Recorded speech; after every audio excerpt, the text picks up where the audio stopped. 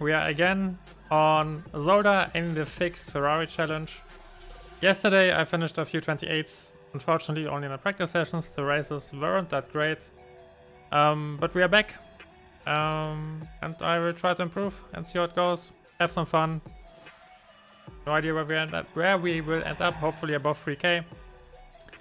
If you're watching the VOD, then you can check the description for timestamps, where I always put timestamps in for the races and the qualifyings.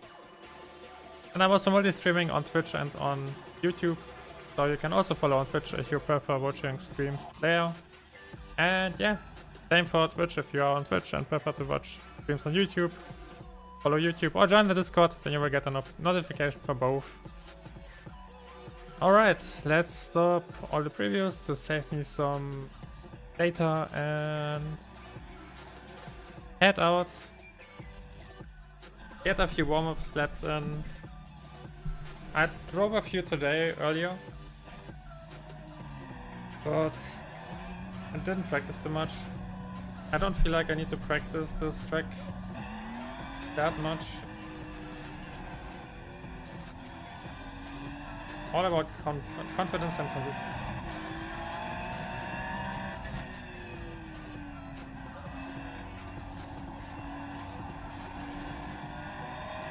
And staying focused, because I know what I should do. But maybe you know it when you're racing, you sometimes drift away and think about this, think about that, talk with chat or whatever.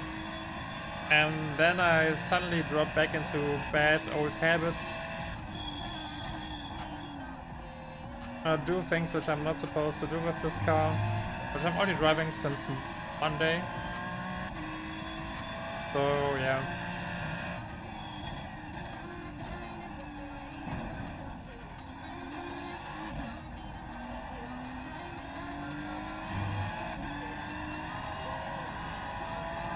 They still haven't fixed the bug which got introduced Tuesday or Wednesday?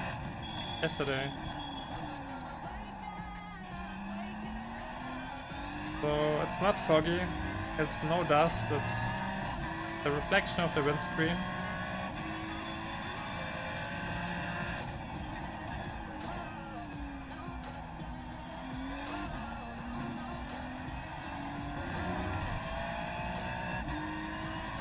But it's not too bad. Alright, let's start to finish 28.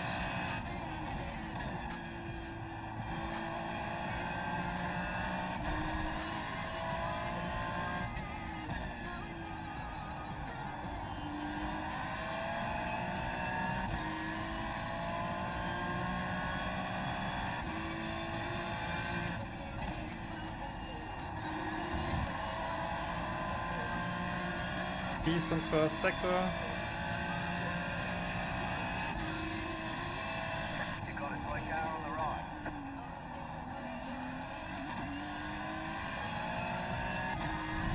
I think he will block us.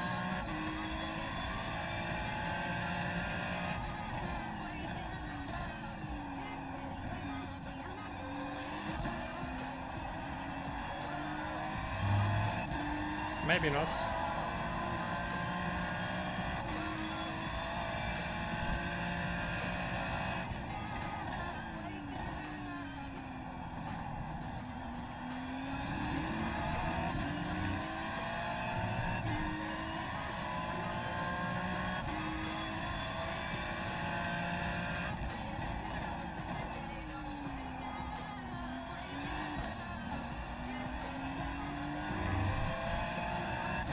It's a decent first lap, should be a mid 29. Yep.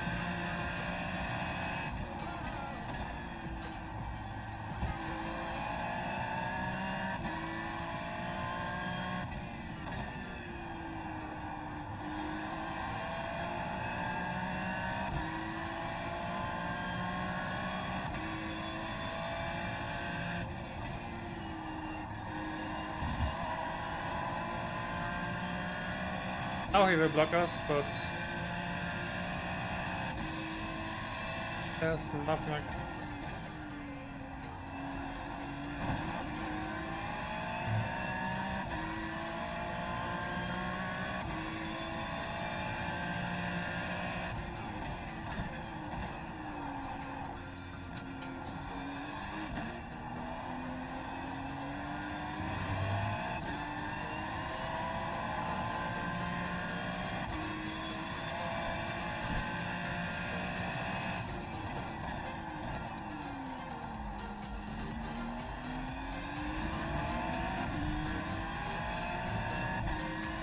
I'm feeling good today. I hope you have a nice evening as well.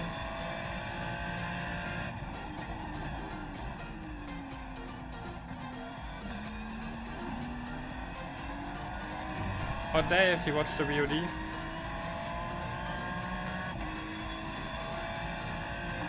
Point 3. Lift up block in a second chicane.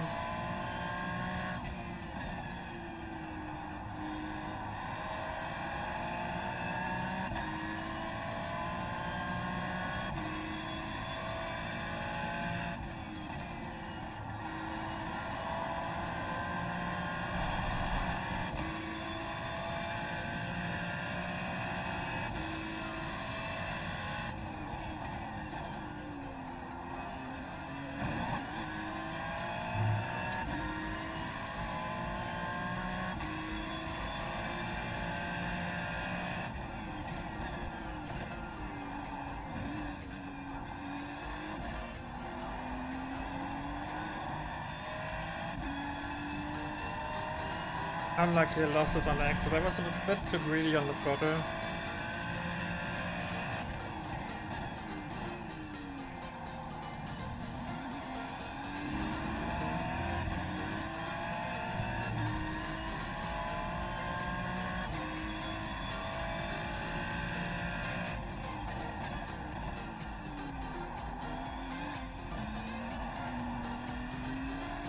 Again.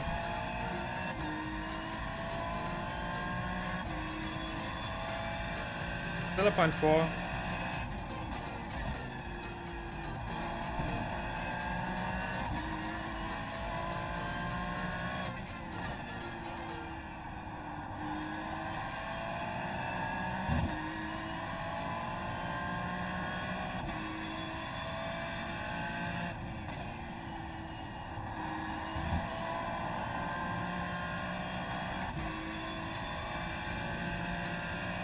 Still not sure what I should drive next.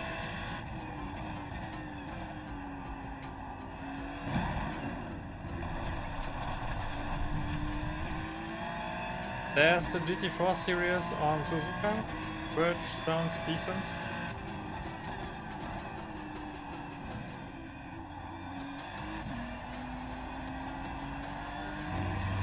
The GT3s are on Le Mans, which is okayish, but I think Le Mans is a bit boring.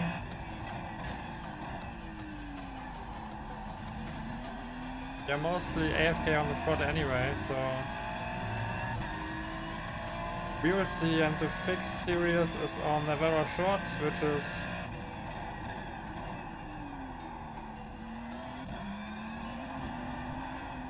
a horrible track.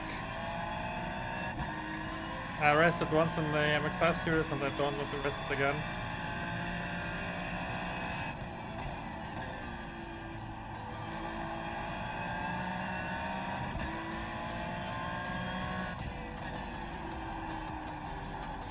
I think the production car series is racing there as well. So no thanks.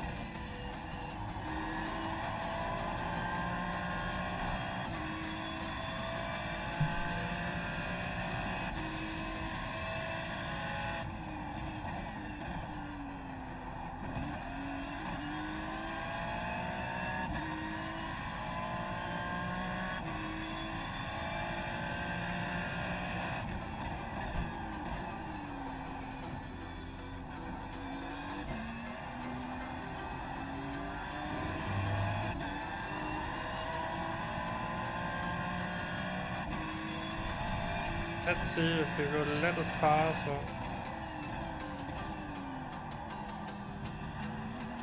if he makes us work for it.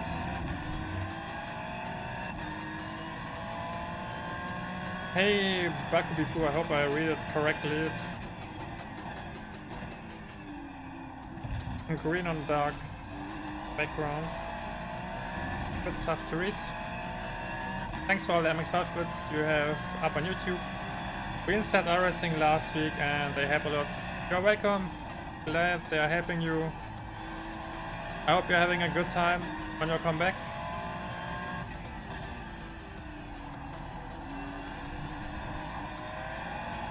They really want to fight. I hope you have a good time on your comeback. The tracks this week and next week. Well, next week is easier than this week. I think this week it's Winston Club. Next week it's Okayama Short, which could be a great one to get back into it. I'm not entirely sure if I know what comes after that, but yeah. From what I've... oh my... why are you braking? From what I remember, the most difficult tracks will come towards the end of the season, so you came back at a good timing.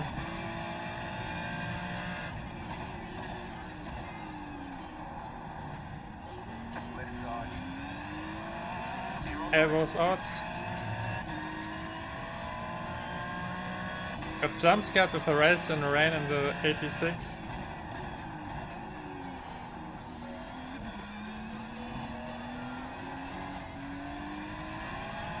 Scariest thing I witnessed so far, I feel you. I raced the GT3 last week, I think. Yeah, it was last week on Okayama Short, on Okayama Full in the production car series with rain, and it was painful. The car is tricky, to say the least. And yeah, I had fun.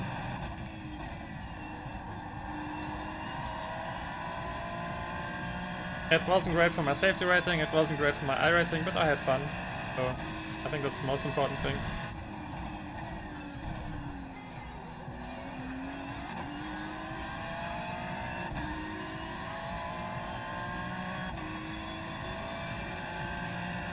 There was one race where the rain hit 2 laps before the end of the race.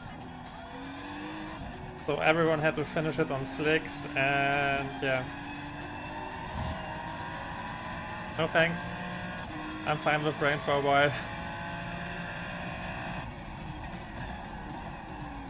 At least with the GR86. I think they are solid cars and fun cars in the rain, like the Porsche GT3 and a few others, but the GR, I don't know, it snaps every once in a while, and yeah, it's really tough to drive. I was practicing Winston Club, got frustrated, saw the GR86, oh yeah. I can understand both. Was in Lime Rock, I figured at least I know the track. And then got put in the rain. Yeah. Winton also took me a while because the 3 hairpins which come back to back. I have no idea who got the idea to build this.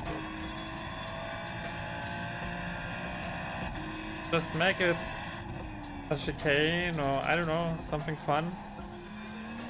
Just don't make it a triple hairpin. And you have a nice track, but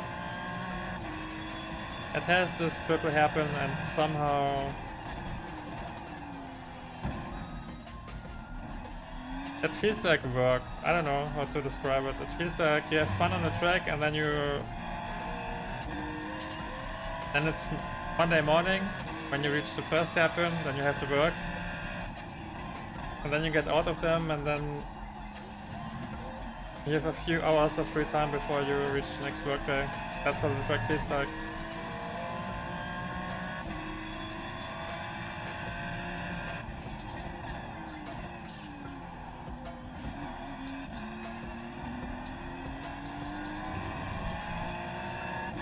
Alright, let's try to put one more good lap time in.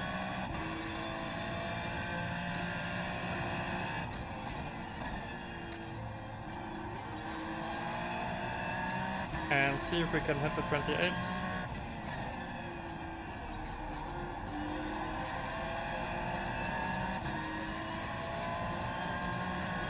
I've cooked my tires a bit, but that shouldn't hold me back.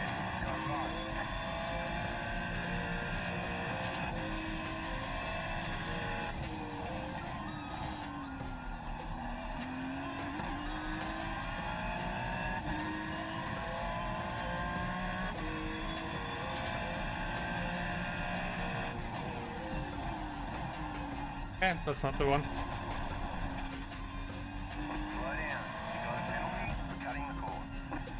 At least I didn't murder anyone in my rain race, but still lost like 0.5 for safety rating. That's something.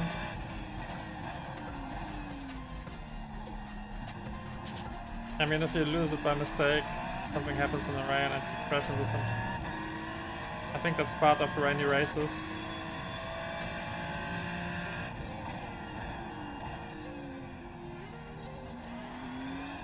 I got crashed out by someone who hit the brakes on the pit exit line and crashed into us. There are so many crazy things happening in rain races. I think crashing is part of them.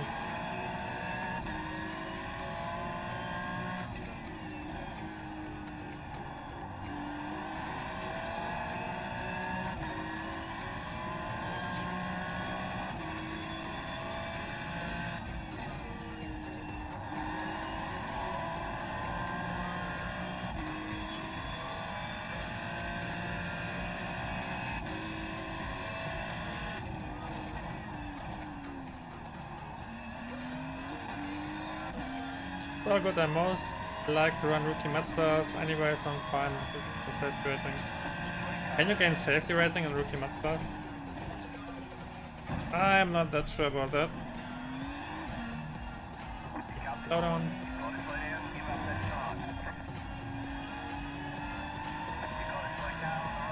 I mean, it depends on the split, but when it's a tight split, then I'm most of the time losing safety rating in Mazdas. I think I'm losing safety rating in anything that's below, that's D license or lower, because people don't care that much about incident points.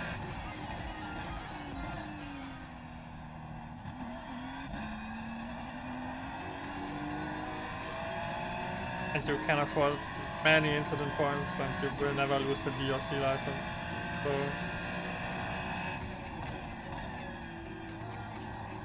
and on top of that, you have only short races. People are even more aggressive than they would normally be.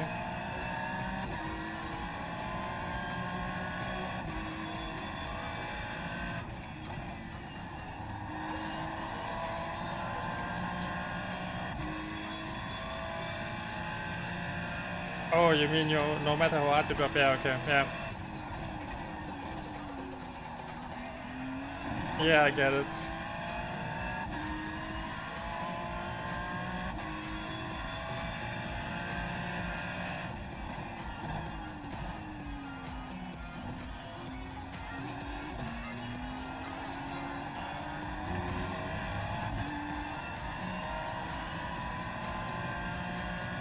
I feel like I'm overdriving the second chicane a bit today.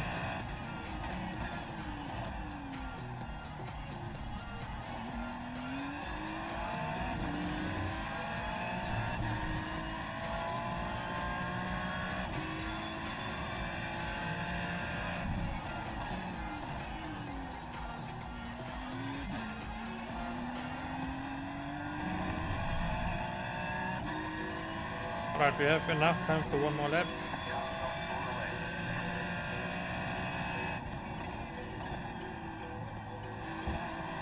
Please block me on the exit.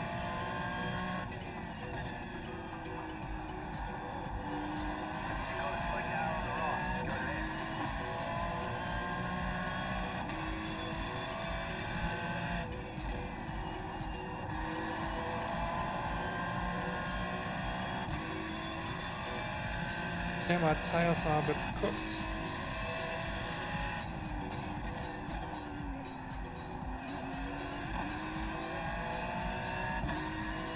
But that shouldn't hold us back.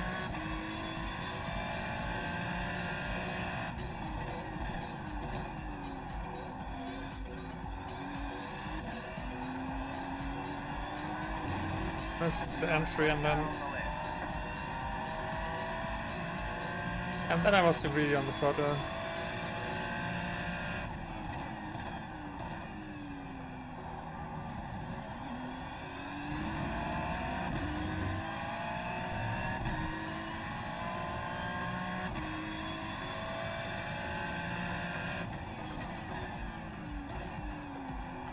Okay.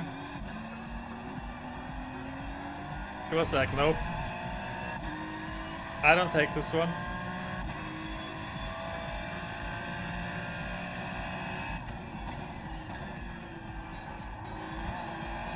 At least we are pushing the optimal lap time further down.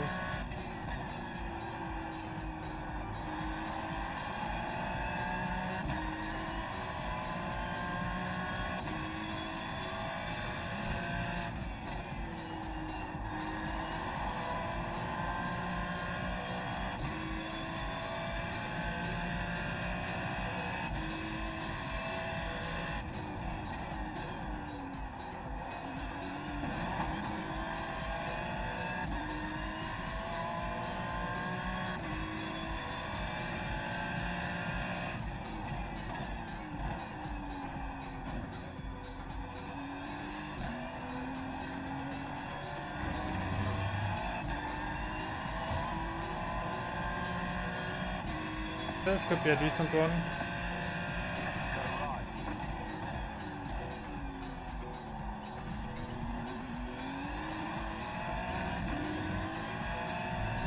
Again, a bit too greedy on the exits.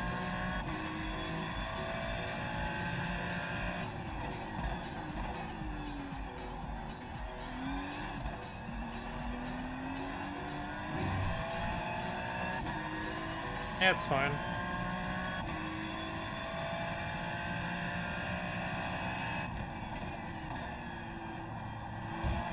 As long as I can qualify with a low 29, I'm super happy.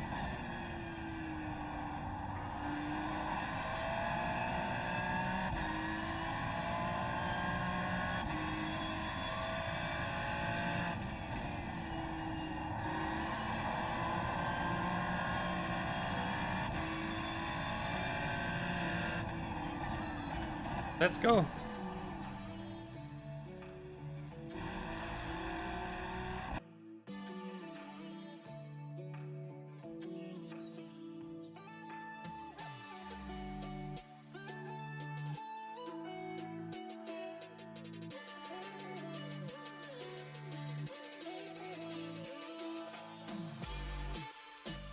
Alright, have fun. And thanks. I hope I will have a solid quali. After the 3 races yesterday, I had 1 good quali, and that was the race where I got nearly killed in the first turn, so I'm still waiting for a good quali at a good turn 1.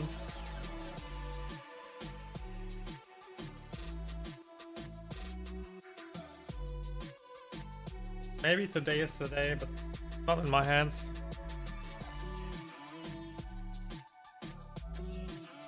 Yeah, car number 9, I guess it's the top split.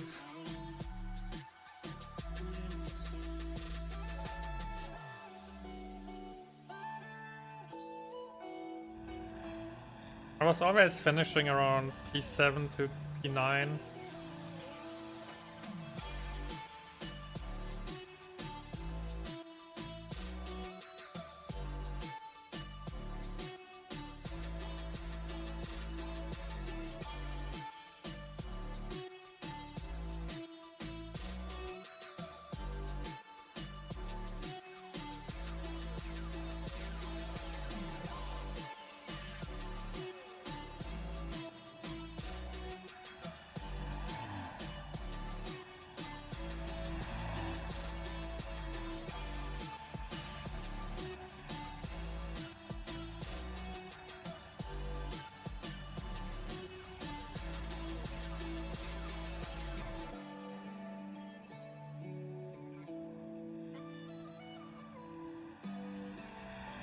My shoulder's still feeling weird, but yeah, I will see how it develops next week.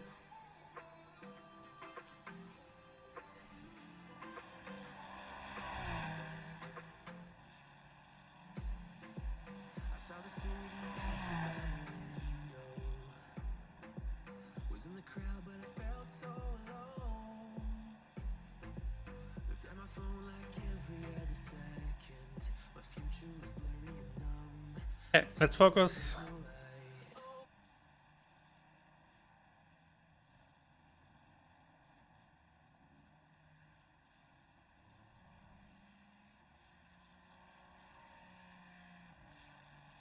And let's go.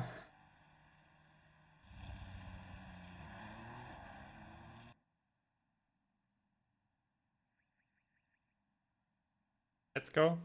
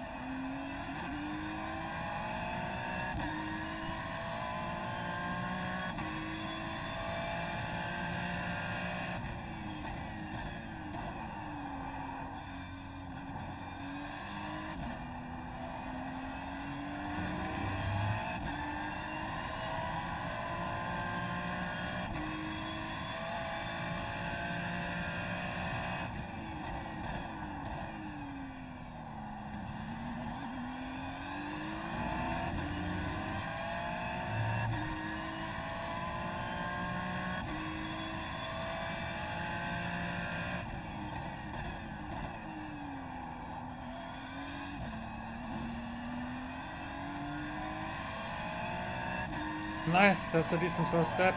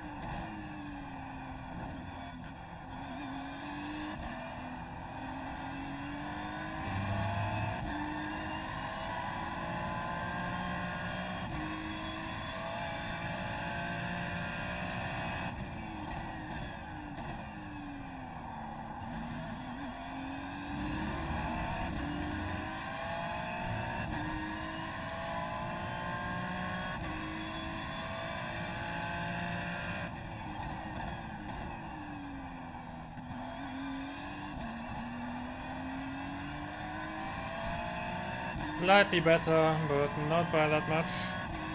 Might net us one position, maybe two. Yeah, it's one position. Ah, that's decent.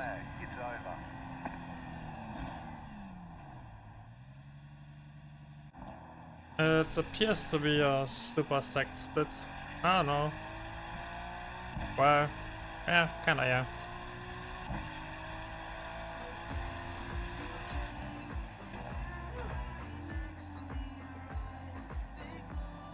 I'm curious to see how the splits will develop because I didn't race at those times before. I raced actually in bar week before the 24-hour race when I wanted to get comfy in night races or night session.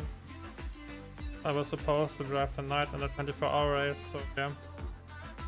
But I think that doesn't count because it was a different week.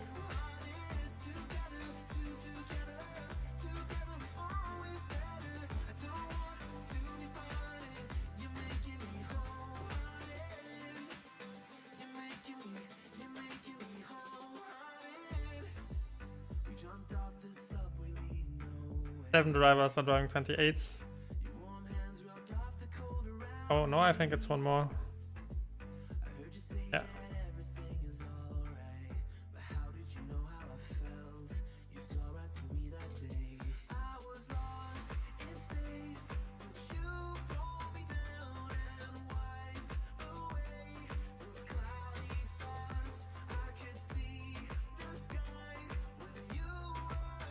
But yeah, we are car number 9. So as long as we keep it together and just finish a race without any incidents, it should be a good result. I should drive 28s in a race, but as the first race of the evening, I didn't practice that much before the race, so I will probably need this race to get into a rhythm and see how things develop from that point on. Damn, 27.9, yep, that's a sick one. Hey Armando, good evening, good luck, thank you. I've seen 2 drivers driving 27s this week. I forgot the name of the other one. Not sure if it was Harris and then something with M.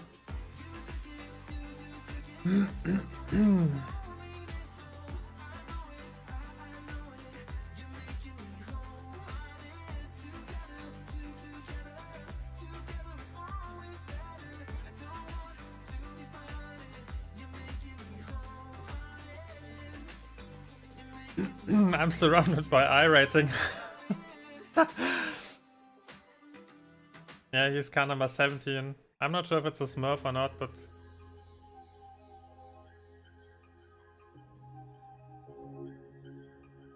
driving a 28.4 with, I don't know, 2K or something, and he's car number 17. That's a sick one.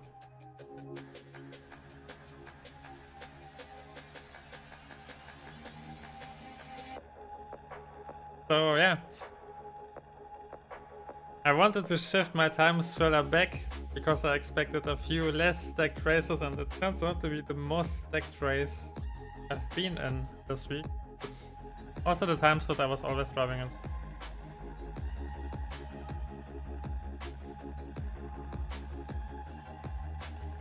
Just try to drive as few solid laps, I guess the first 3 or 4. And then I will probably see what I can achieve in this race.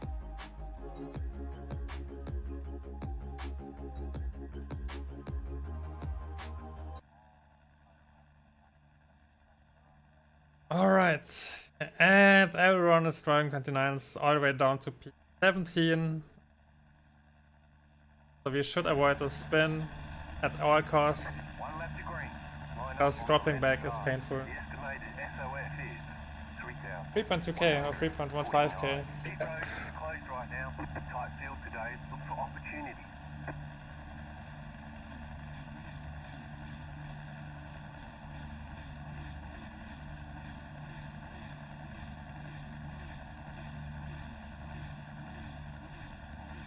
But I'm happy to drive those races right now and not earlier, because I practiced 2 days, 3 days if you take the Monday into account.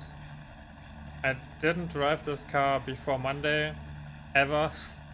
I bought it on Monday. So no pressure, it's a learning experience. I'm happy I take everything.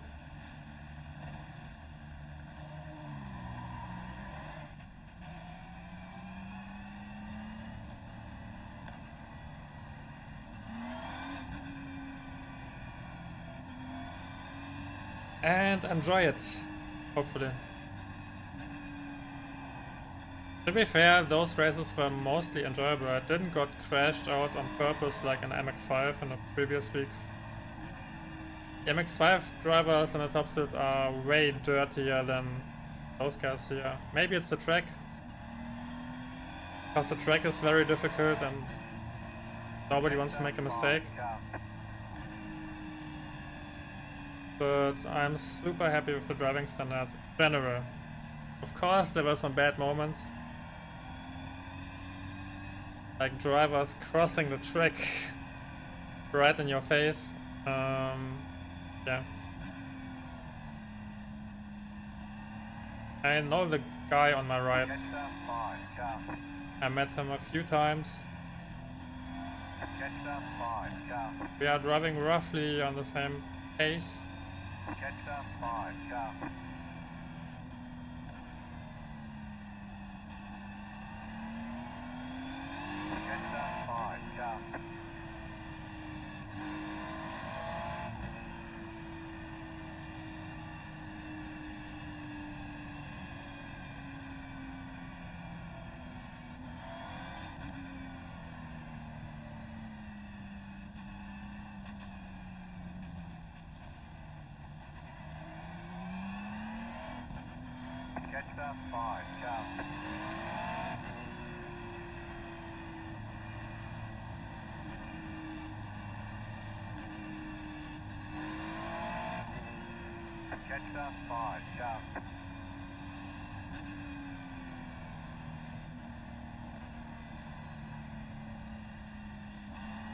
Alright, let's log in. I'm on the inside, which is good for the first turn.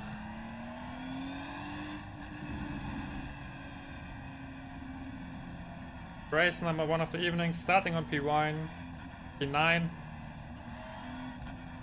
3.15k split, let's go.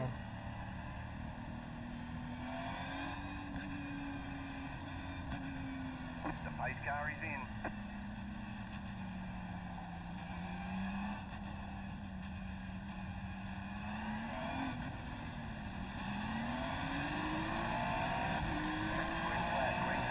I didn't boom it.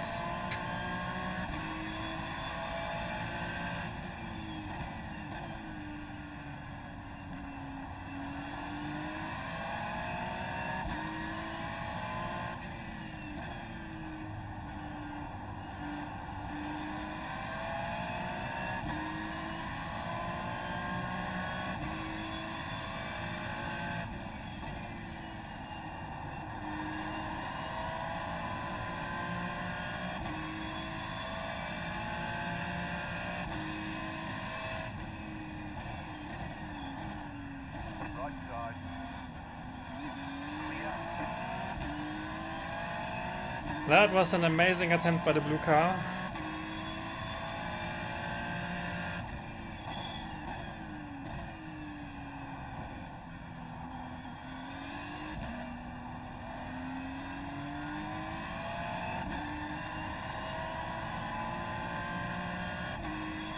That's why I closed the inside, because someone tried to dive me before on the inside.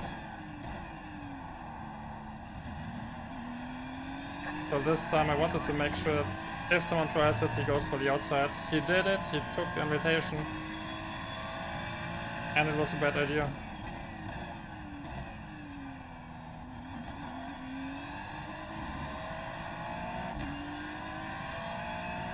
Alright, let's settle in, get comfy. We are on P10.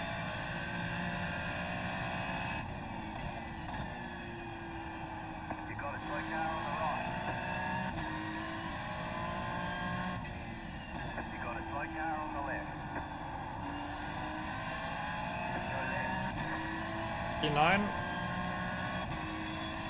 The first freebies.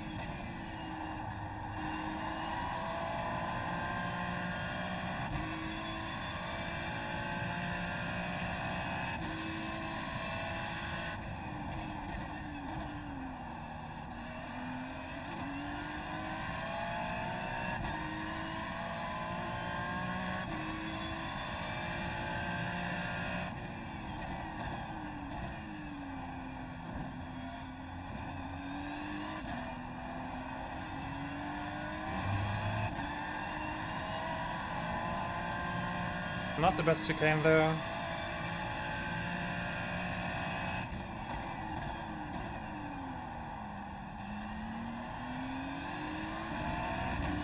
Not the best hairpin, but we are still fine.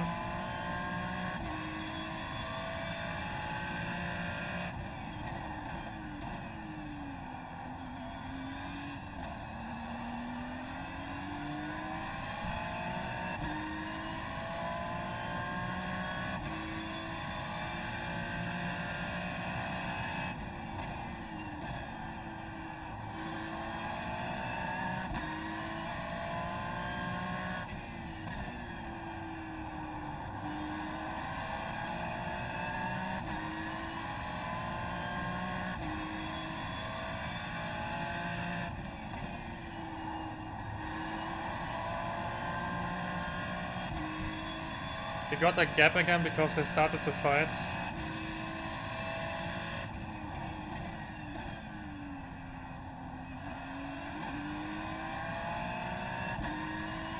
And it looks like there's a slow car at the top of this group.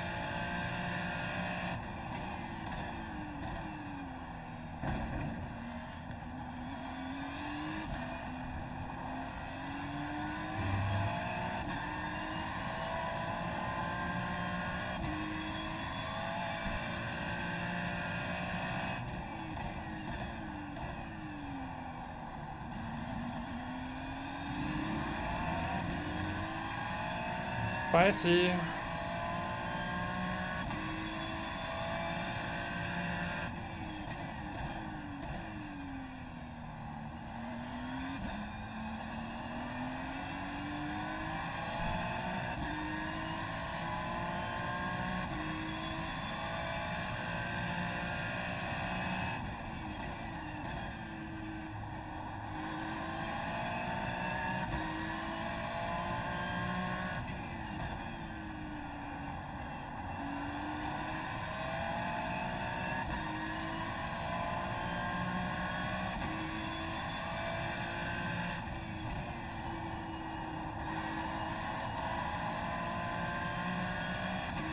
Oh, this might be bad.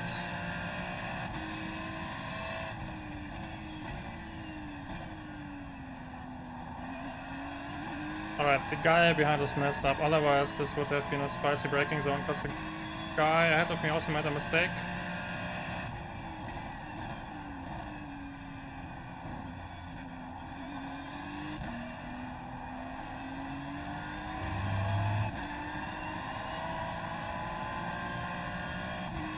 Yeah, still a bit dicey. Right side. Keep to the left. Still there. I have the better line.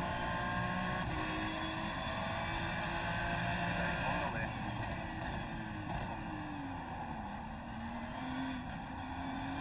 Clear on the right. And he made it stick. Good job. Car in P3, just at the fastest lap. 8.329.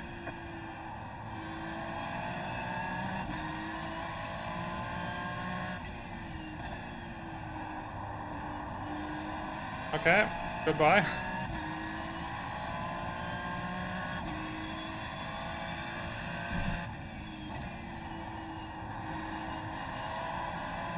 He overdid the way braking and then the car spins around.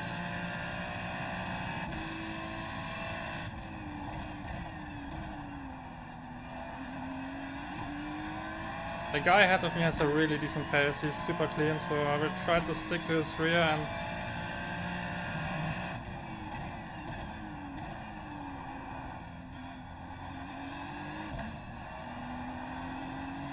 hopefully use the gap he creates when he attacks the deck Ferrari. Oh shit, I'm too far away, he will attack now.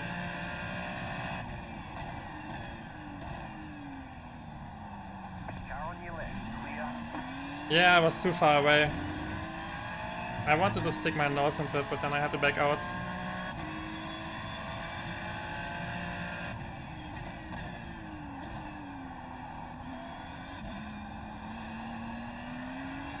Car in P1, just at the fastest lap. Car number 3, so it's no surprise that he's quick.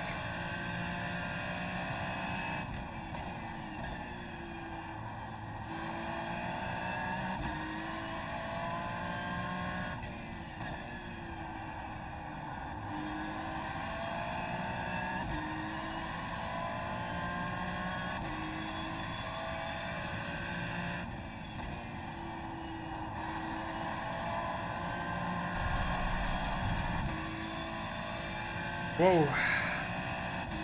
Oh, that's...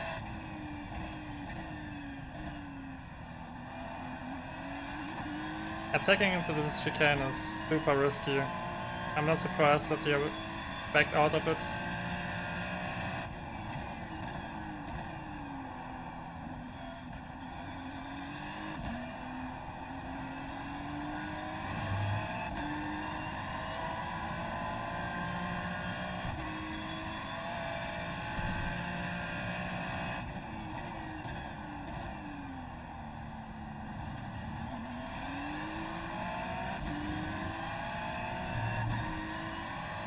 Can I use this somehow?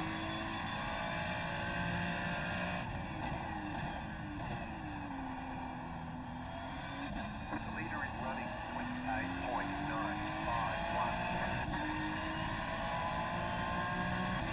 Car right. Just set your parking lap to session. Still there. Stay on the left. Still there. Clear on the right.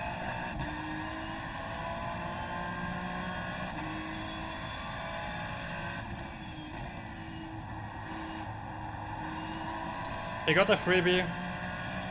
It's okay.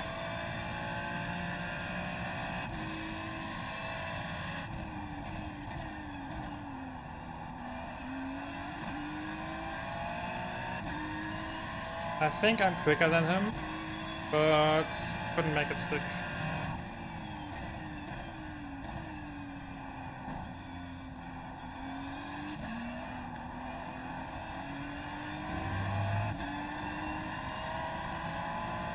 It's really tough to follow a car into the chicane because you can't see the track limits.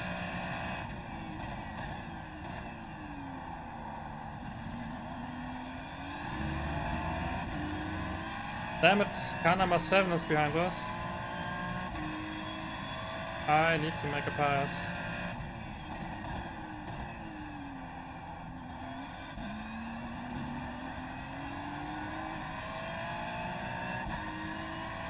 To prevent getting swallowed by the quicker cars.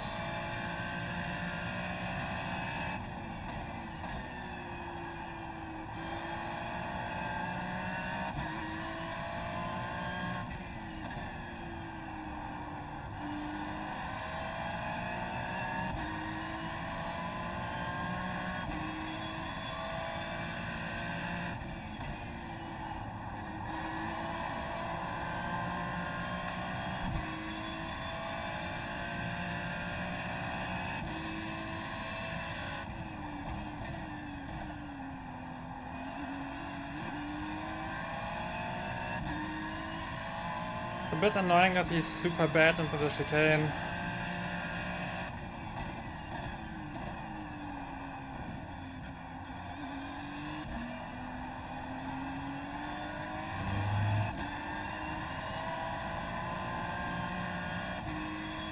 Well, this time it was decent, but still.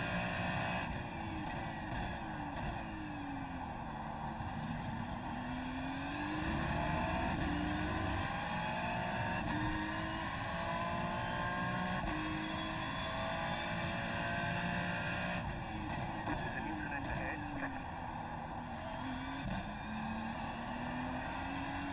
Next freebie, 8, 7. Couldn't see if it was 1 or 2 cars.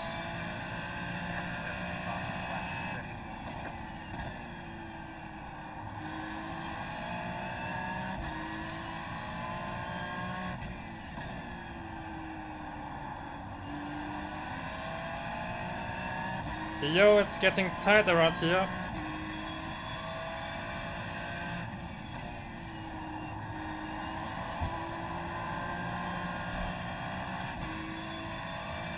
Something will happen in the next few laps.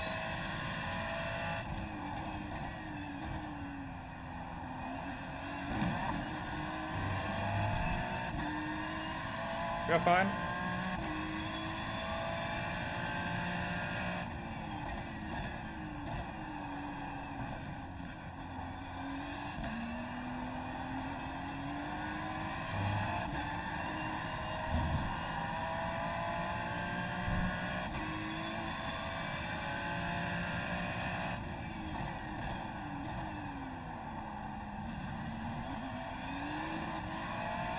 That's okay. Get a bad run.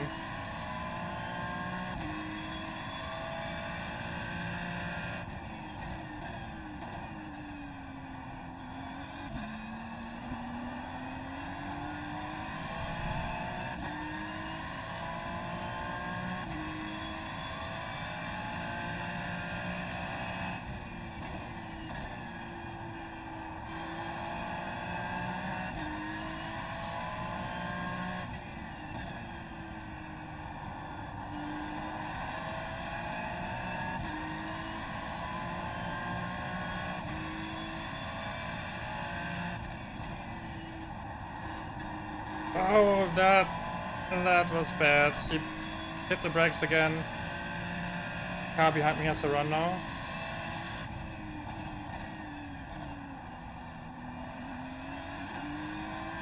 Okay. Wasn't too bad in the end.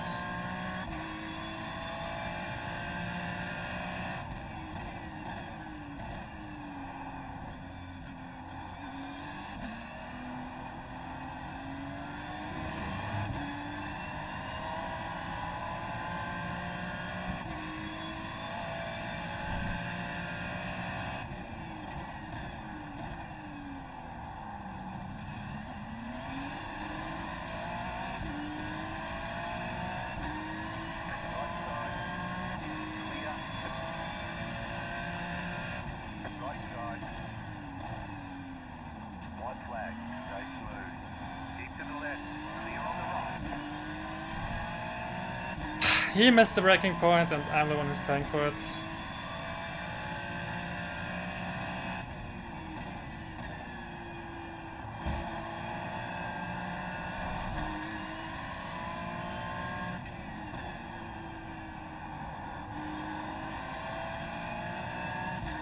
Okay, one more lap. Let's see if he misses the next braking point as well. Oh, hitting those curbs is not the great.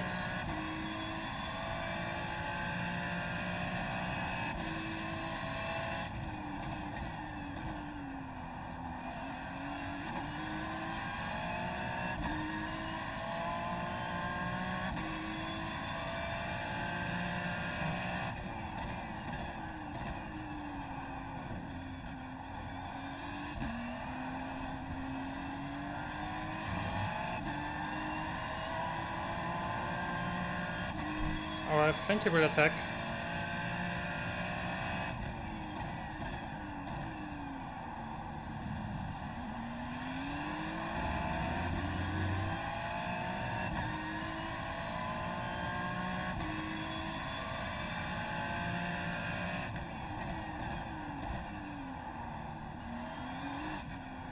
No,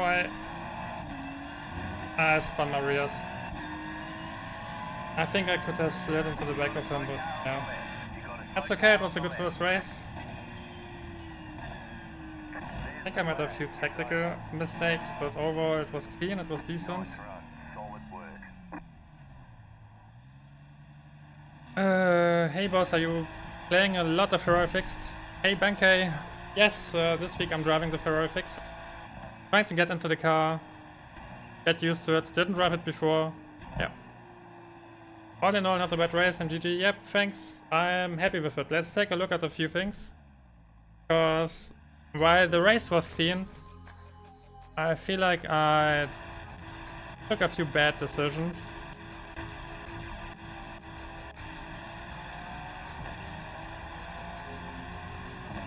The start was okay.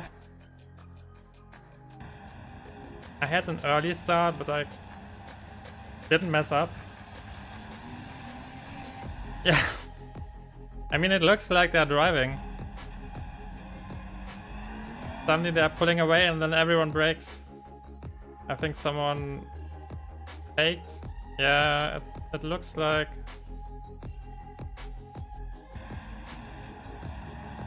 Yeah, there was a gap and he tried to close the gap and then I took it. But it's okay, nothing bad happened. I'm newish to iRacing and decided to play the Ferrari fix for this season to get a bit more used to tracks because it was just hopping around last month. Yeah, I think the Ferrari is great to get into GT racing. If it's a bit too quick, then you can always go down to the GT4s and the BMW, which you can drive in the 2 GT4 series and the production car series. So, but yeah, overall the GT3 is feeling okay. Okay, I didn't lose anything. Oh yeah. I think that was a good decision. That's something I learned from yesterday. He was really far back. There's no point to attack and he still goes for it because he sees the traffic jam ahead of me and then he goes for the gap, but it's a stupid gap and he's running out of space. And if I'm on the outside here, then I will be the car that runs out of space. So this time I took the inside and it was worth it.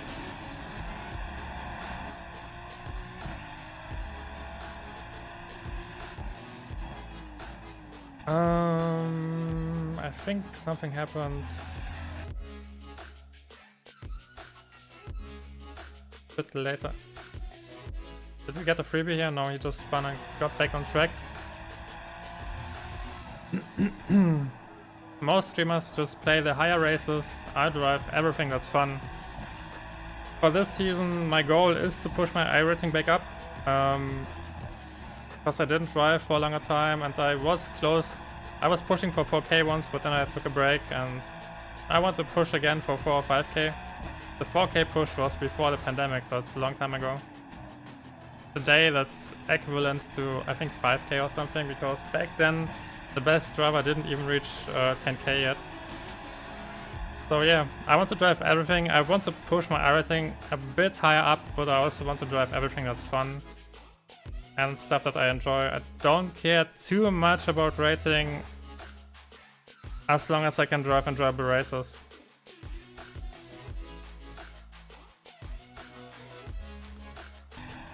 When was the next incident? Okay, he got passed and then I was behind him. At one point this guy spun and I think his overtake is the next thing. I don't think I can do anything here because he's simply the better driver.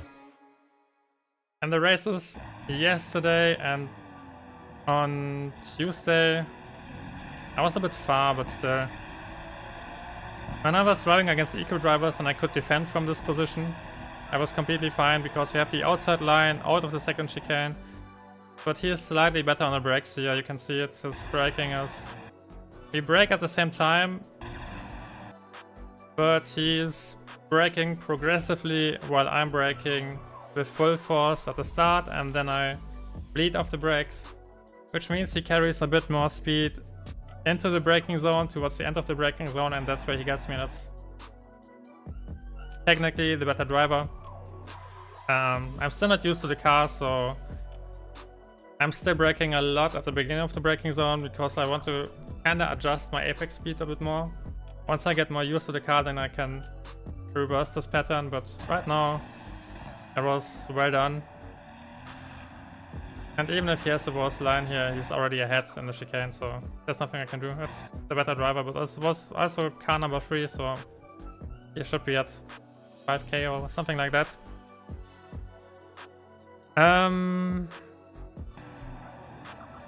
Any plans on racing at the Charlotte Motor Speed Road Course with the NASCAR iRacing series that will count towards the sports car license? Is it this week or next week? I'm not sure yet. I didn't see it and I have many other things I'm having an eye on because I'm still trying to get used to road racing again, so maybe not this season.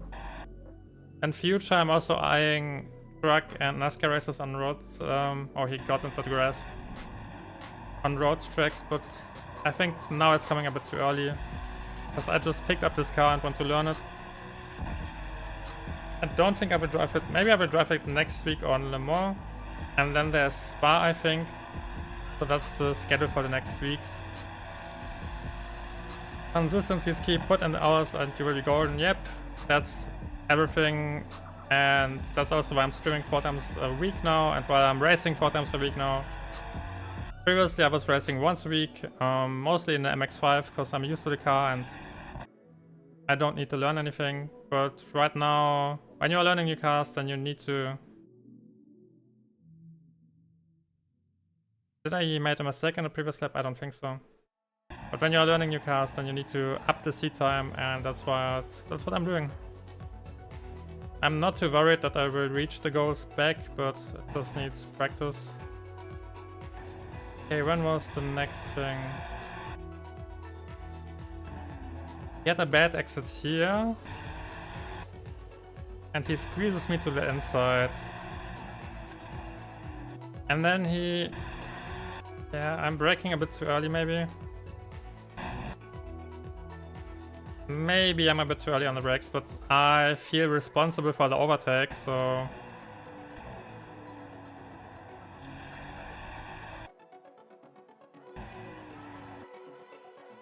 Yeah... He opens the grease right at the moment where I hit the brakes, so... Tough call. And I think my apex speed was okay-ish. So... It was a good attempt. And then I back off, because I don't want to drag this one. You know, it was a decent attempt. Then I'm on the outside through the next 2 turns. I could force something maybe, but I think it's better if I reset the situation.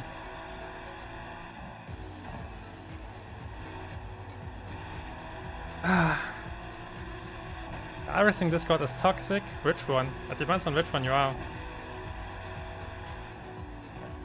At the end of the day, there's always someone with 1k rating above somebody else looking down on them.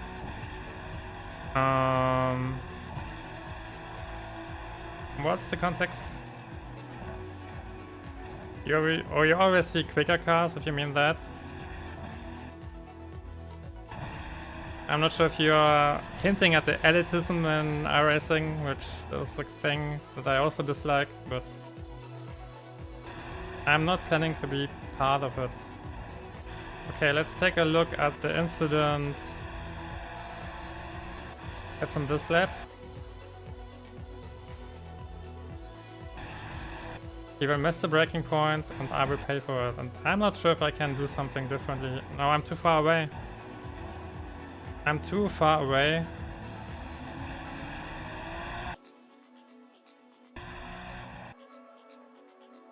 I think I can still do something. Because when I saw it, my initial reaction was to... You can see it. I'm already moving towards the inside. Because I feel the urge to be there. Because he's making a mistake. But I think the correct call is to stick to the outside. Turn in late and get a clean exit. Because when I'm on the outside, then I can get a cleaner run, get a good exit, and then I can set him up for the next braking zone into the chicane. Because right now I'm just copying his mistakes by trying to stick it in right away, and that's not patient enough. Then I get blocked out of it. Not really blocked in terms of unfair blocking, but you know what I mean. And then Barbie is hitting us from behind. And it will be Barbie's time to shine. Wait, that was the guy who was at the top. Oh yeah, he spun out in 1 lap. That was the guy who was driving low 28s. Again, better on the brakes. This time the difference isn't that big like last time. Yeah, but it's still... yeah.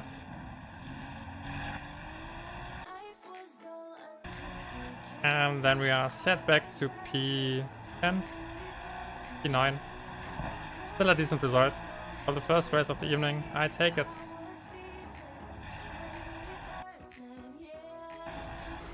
Let's see if we gain something and...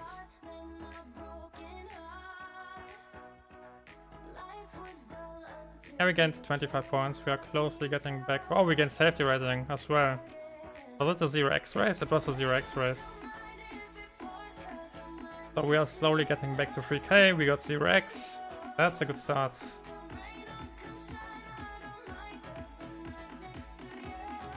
We got 15 minutes left.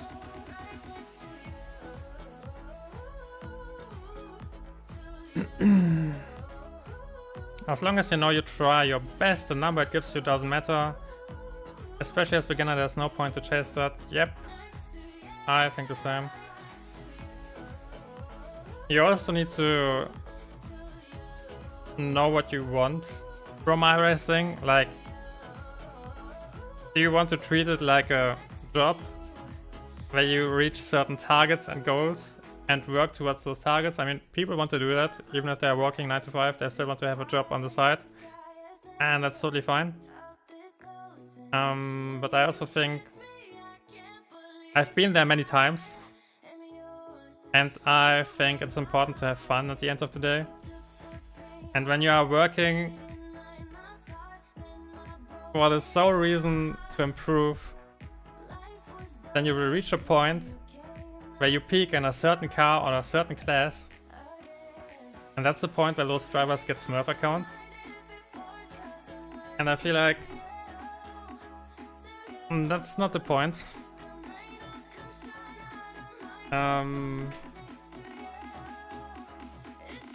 Because something is going wrong there. If you can't enjoy races on your main account anymore, yeah, like, you know, I get that they want to have race and top splits for special events and whatever, but I still feel like it feels wrong, it sounds wrong, and it shouldn't be that way. Because then I think, like, how can you have fun and enjoy races when you're driving against drivers who are not your skill level?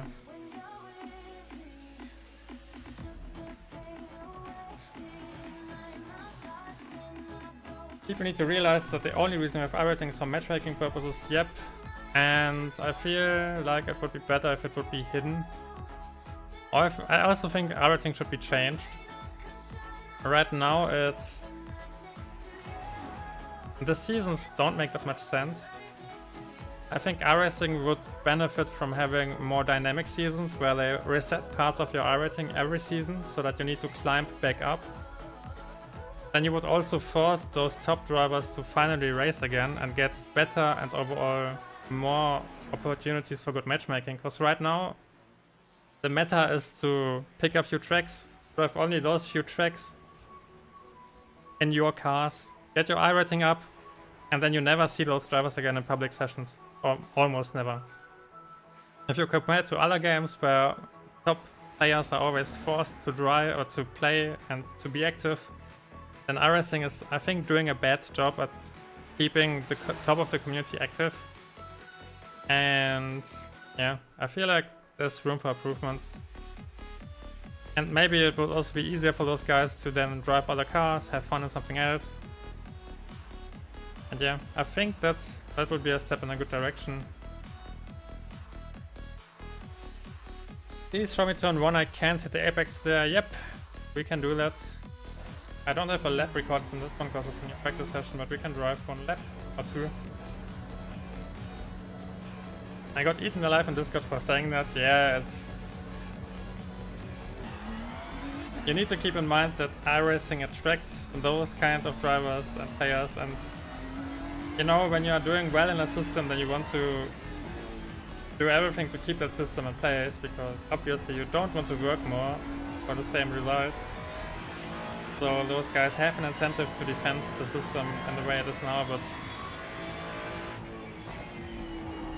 I don't think it would hurt them to make iRating and matchmaking in general a bit more dynamic than it's now.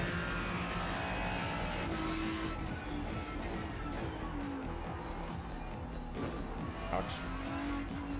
Let's let this guy pass.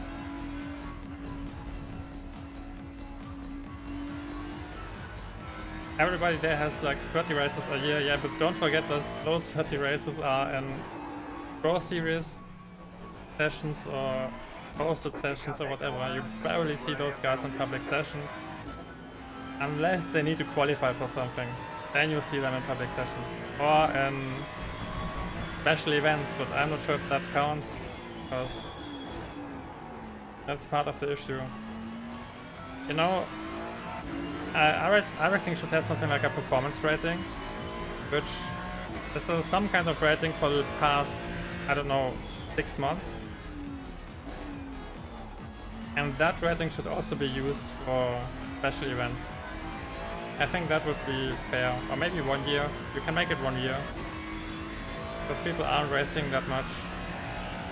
Like they play other games. Okay, that won't work because this guy is sitting on the apex. I will leave a gap next lap.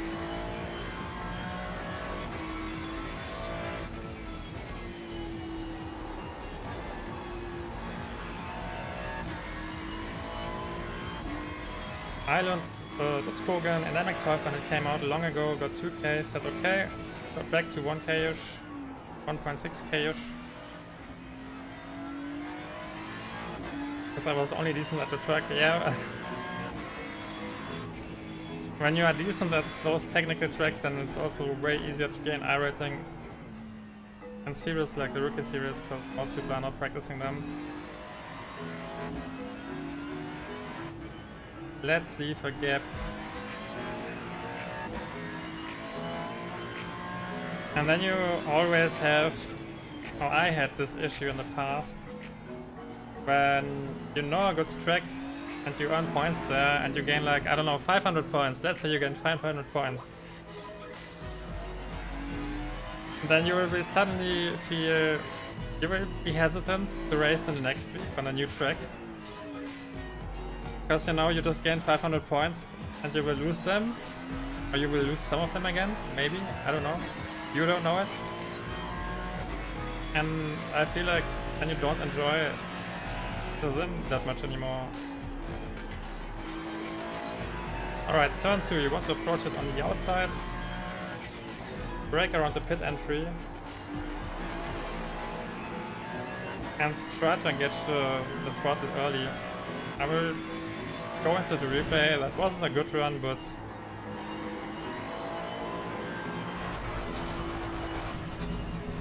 more or less what you're supposed to do.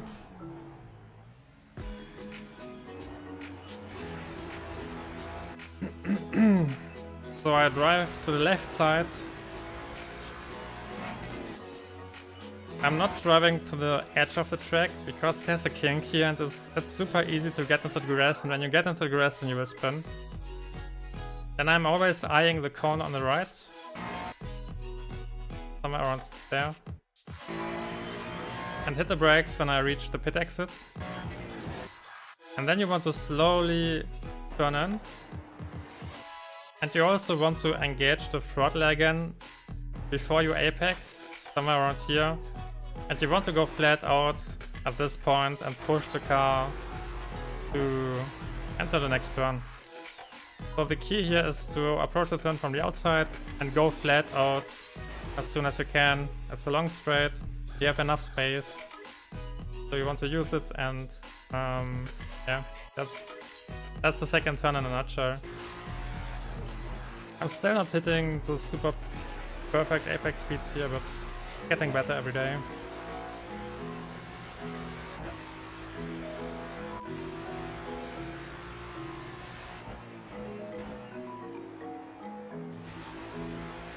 It was week 13 officials and you can spam them every 30 minutes. That's juicy. Okay, we got 6 more minutes. Let's make a practice quali run.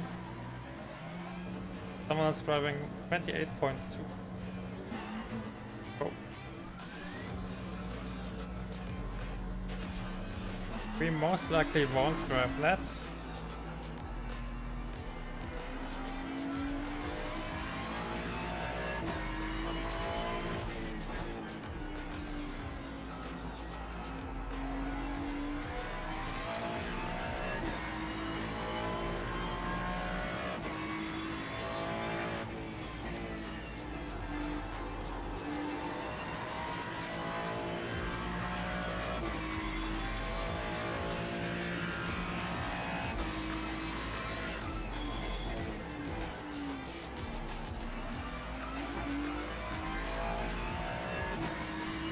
I also think iRacing could introduce queues into some series, which are heavily populated, like the MX5 series, for example.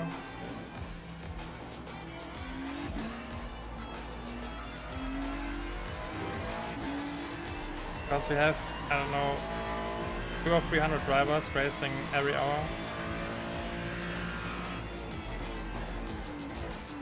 Could probably generate more races with a queue, and the quality wouldn't increase significantly. When you check the results tab, then most of the drivers are between 1k and 1.5k anyway.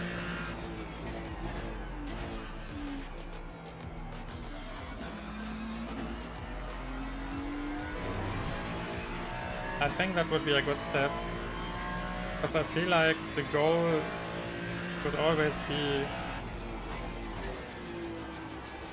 to make people, or to allow people to drive as many races as they want to or as they can.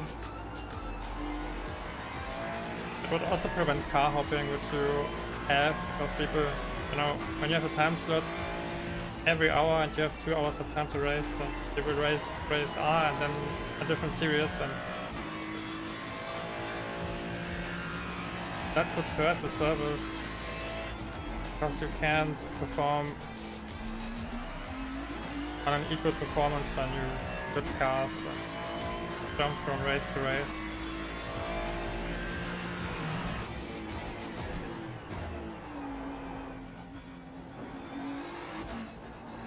I mean, technically that's wrong, you can perform, and there are many streamers who can do it, but you need to keep in mind that they are driving 20 hours, 30 hours per week, and that's not comparable to the casual racer who's driving 1 or 2 races every evening.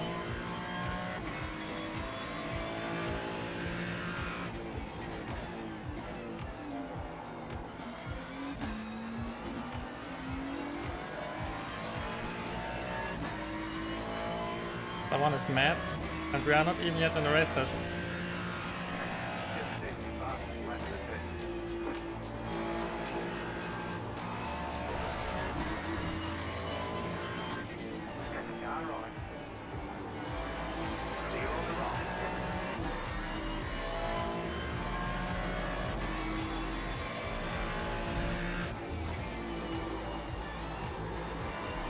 Not the best apex.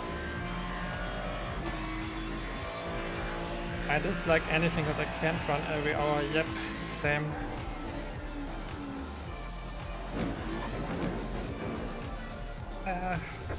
I think this car is toast. I mean, it's better than it used to be a few years ago. A few years ago, a series was running every 2 hours and that's it. Today you have at least filler series like in the GT3, so you have open and fixed, so you can drive them back to back. That wasn't the case a few years ago when I started, but it's still not that great.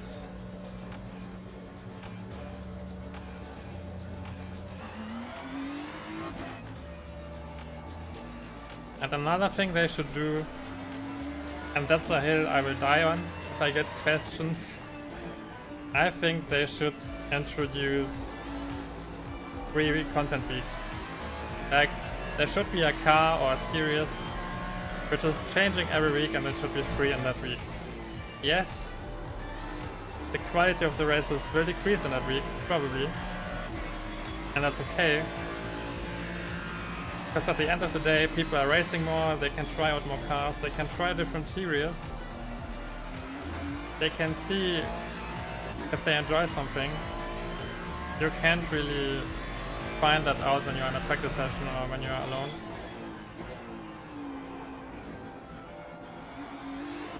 And at the end of the day, iRacing would sell more content. And I'm aware of the impact it would have on the quality of the average race, because you have many racers who are driving something for the first time. But I think that affects only the lower splits, because as we just mentioned in the last 20 minutes, drivers who have iRacing, they care about their iRacing, so they wouldn't do anything stupid. But that would be, I think, a great change.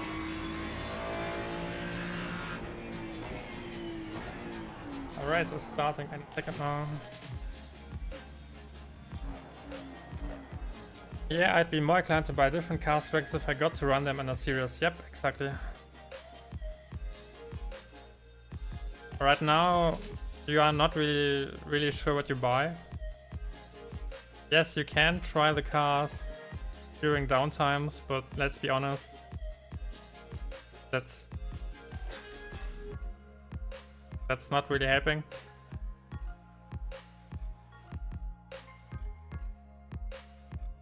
Because you're always driving in those, I think it's always in hot conditions, or the same conditions. You have no times you can compare your times to. And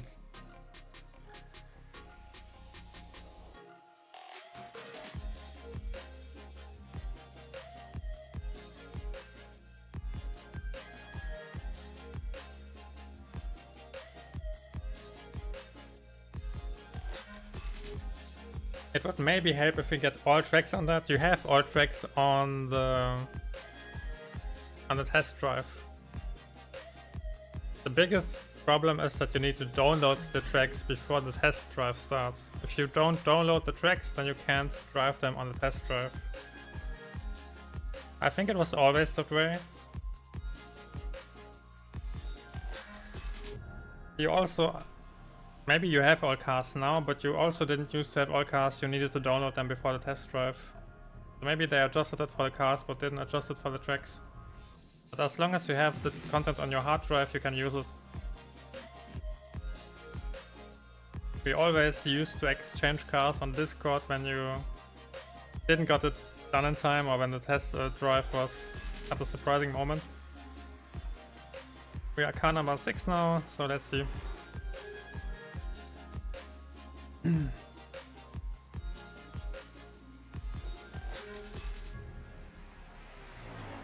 There are so many cars and tracks that I bought that I don't enjoy, or didn't end up enjoying. And I could have used that money for different things, which I would have enjoyed, and I would have still spent that money on iRacing, so it's not even the case that iRacing would lose out on anything. I bought Snetterton. I was new. Snetterton was releasing, I think it was my 3rd season or something like that. I bought Snetterton back in the days when it released. I drove a few races in GTEs on it. And then I never drove it again because it's a shit track. And it was never used. Nobody wants to drive it. So yeah. And I think 2 seasons ago or something like that, they released it for free. That was my Snetterton experience.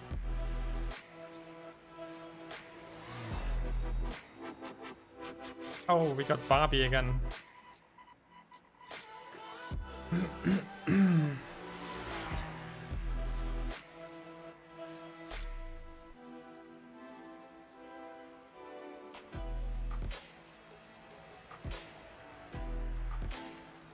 Car number 11 is the car that drove for 28.4 in the last race in the quali, so I expect him to overperform again.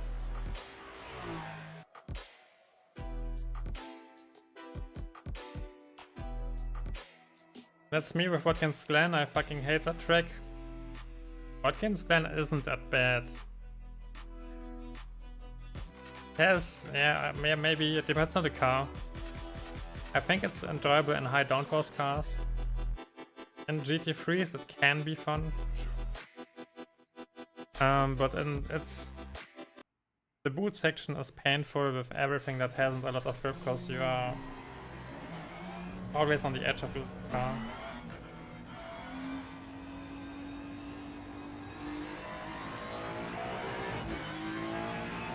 Alright, let's go.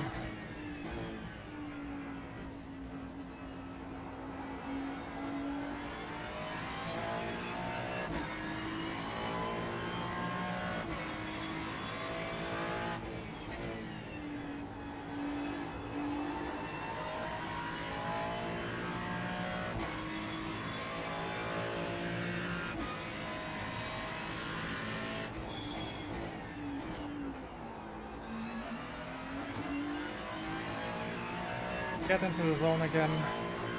Finish a good quali.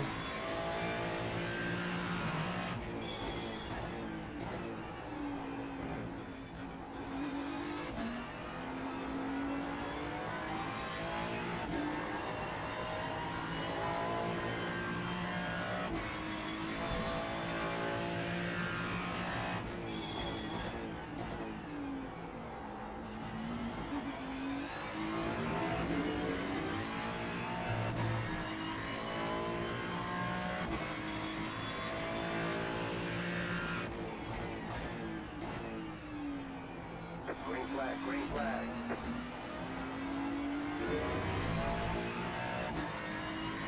Okay, you come to third time lap.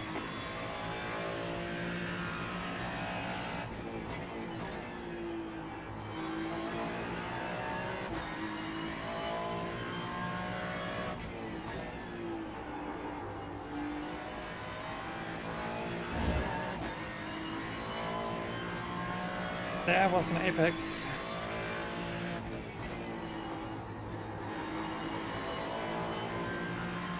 I think it got patched in.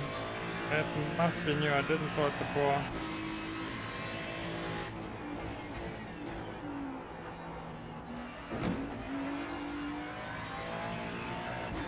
Decent start.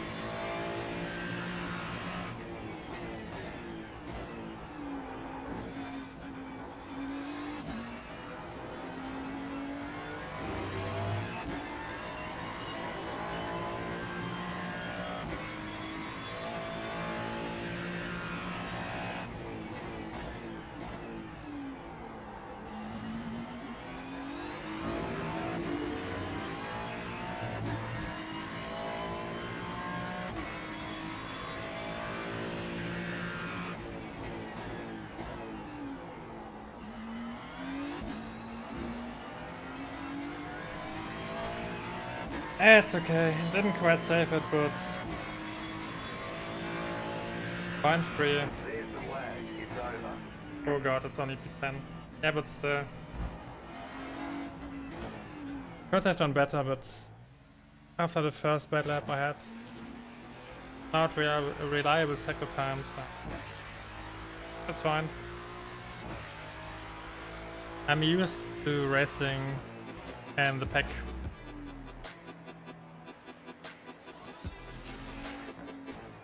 It drove Watkins Glen and GT3s, not a lot for downforce, yep. And GT3s, it's not that great.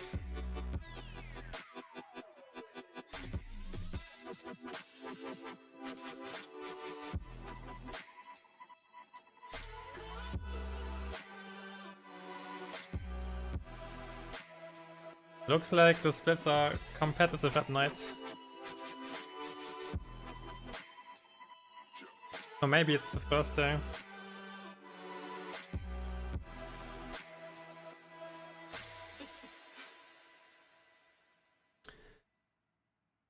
But I am feeling confident. We got car number 12, 16 and 18 in the mix ahead of us. They are all within a 10th. I don't believe that all of them will make it to the line without crashing. Ripple... Oh my god, that's crazy. 28.186, 28.187.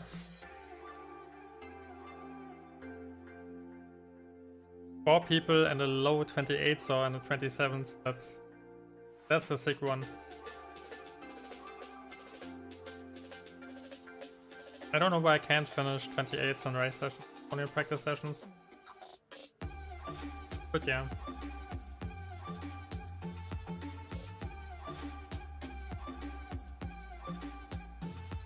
And I finished at 28.708, something that I'm capable of. Then I would be in the top 5 and skip the whole pack. Crazy how big of a difference it is. Anyway, P11. One to go. Next time by, line up on the left side. The estimated strength of field is 2,739. Pit road is closed. Keep it clean. The DNF today preferred our point. That will be fun. I remember the car behind me. I think he spun out on the turn 7, which is the right-hander, the fast-paced right-hander after the second hairpin. And he spun there at least 3 times in 3 different races, so... Let's see if he got it down now.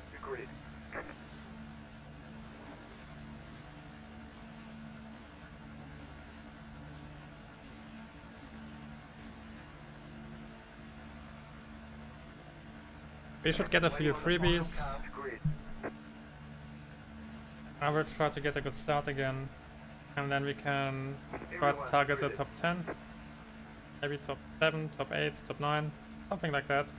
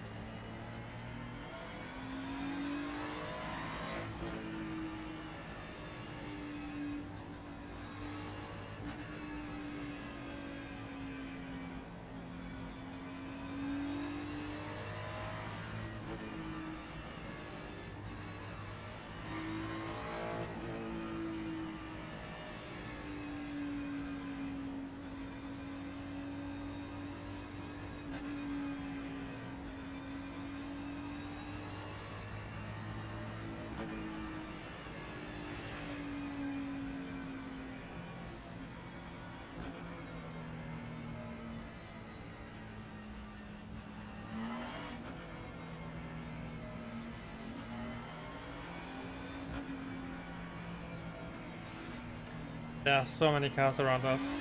Catch up, 9, sharp.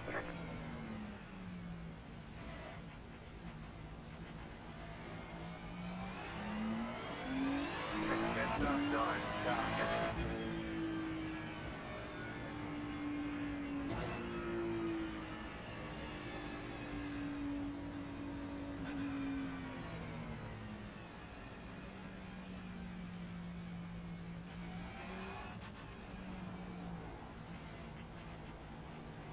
Did he did he lose the car on the first lap? Looked like his rear spun out. Alright.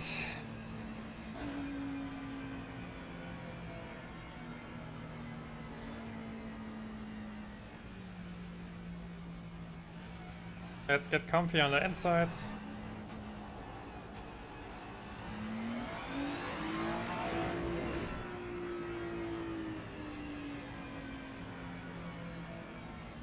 We will start somewhere in the chicane, so this can become messy.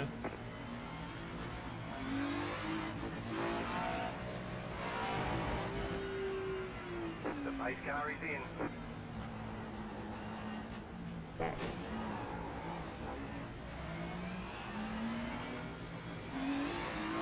Green flag. Yep, it was messy.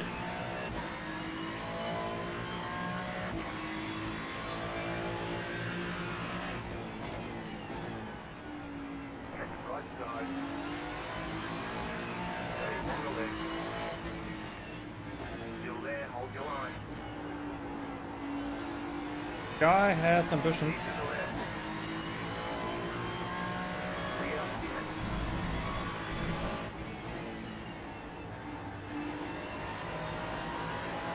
side. Clear. Did I touch him? Car right. Keep to the left. Clear on the right. I'm sorry. I'm sorry. Did I touch the first guy? I think I caused a mess.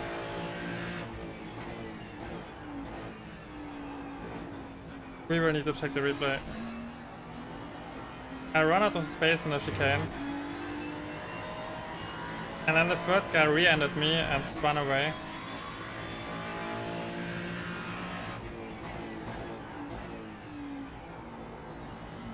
The first one looked like netcode. Because he was far away. I mean, I could see his rear. There's no way I touched him.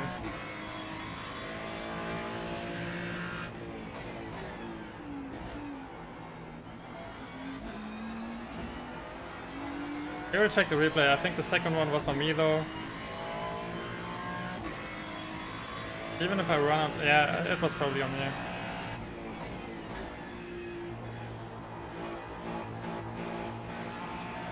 Let's push and close the gap.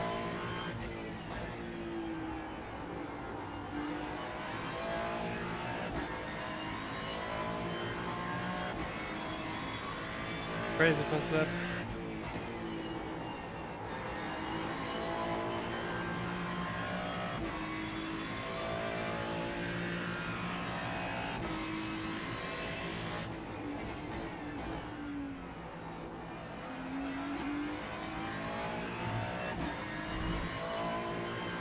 I need to close the gap. I can't afford to fight right now.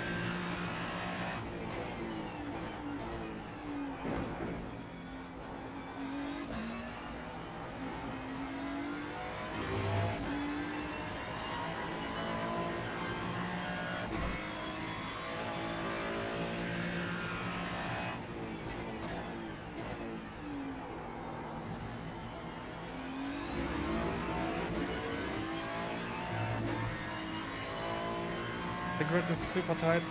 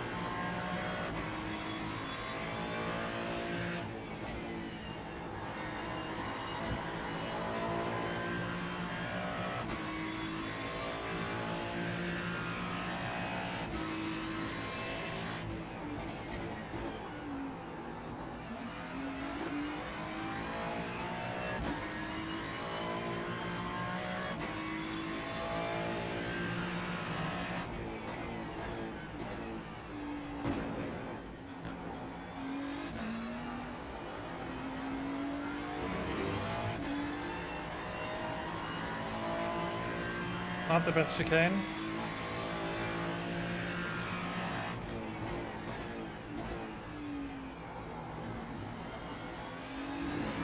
Pretty wide into a hairpin. That sounds like a good idea.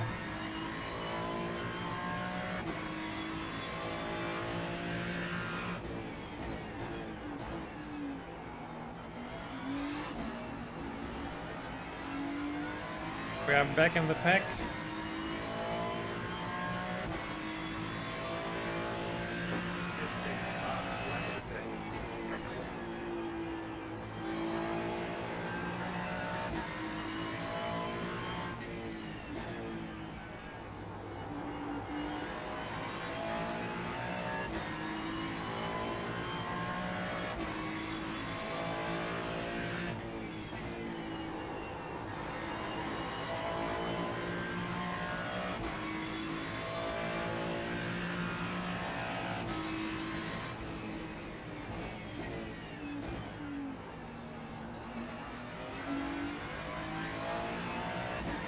Spicy.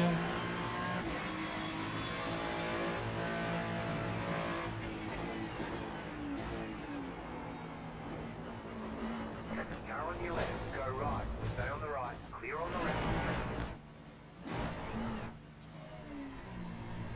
I picked the wrong side. Car on your left.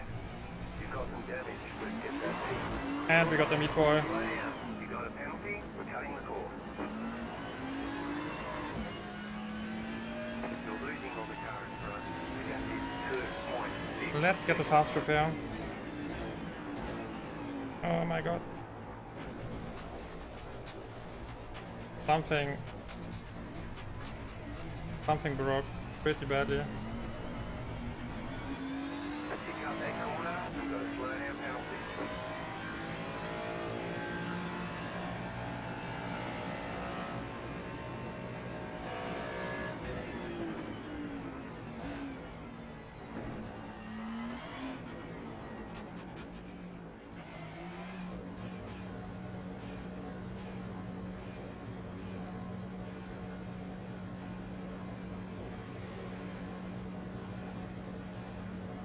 Okay, got the fuel out.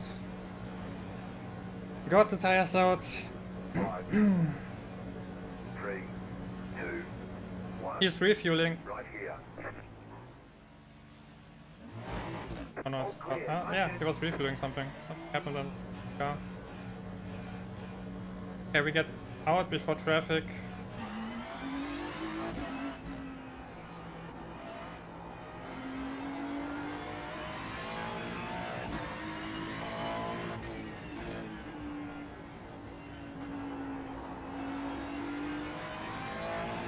Alright, let's see if we can save something.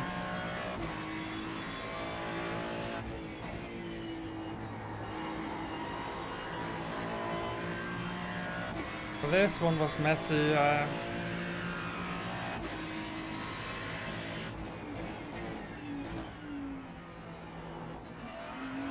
I'm curious to watch the replays.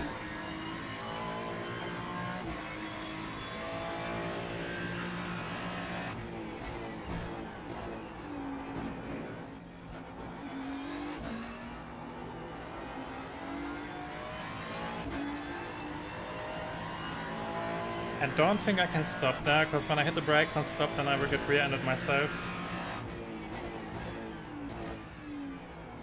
Because people, you are usually not slowing down accidents.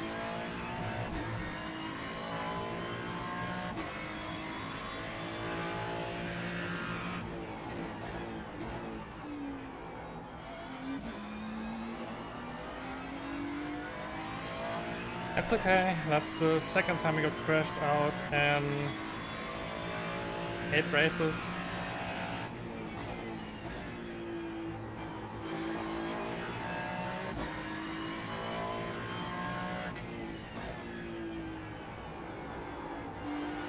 And I think it was the first time that I crashed someone out. I'm not sure. I think I rear-ended someone before, but I never crashed someone out. I think the first chicane in the first lap, that incident could be on me, but we need to watch the replay first.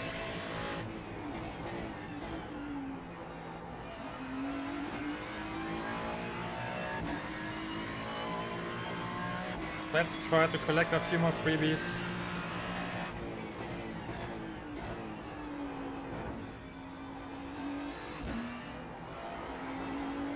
And maybe catch the car that's driving ahead of us, but we have roughly the same rating. I also think that we drove roughly the same times. We have both a new car. No idea. Got 5 laps to figure it out.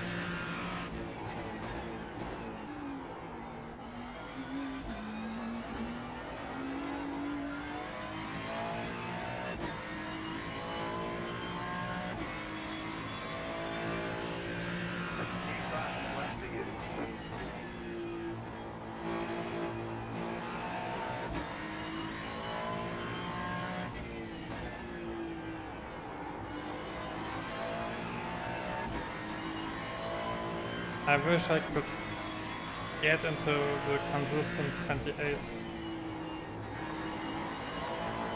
Oh, that would solve so many issues. That would completely turn those races around.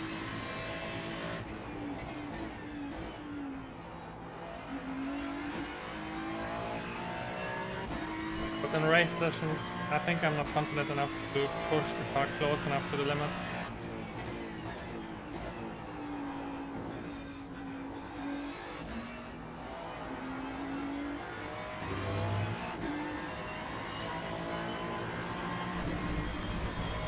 Yeah, we got safety rating before.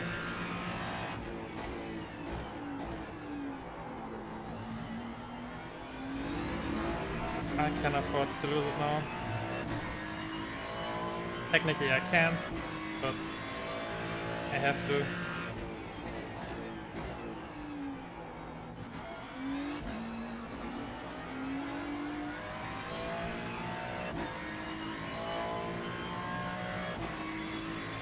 Out of 8 ain't that bad for Ferrari fixed. I drove for 29.0. Sure. It might be this track, but on this track the races are on average pretty clean.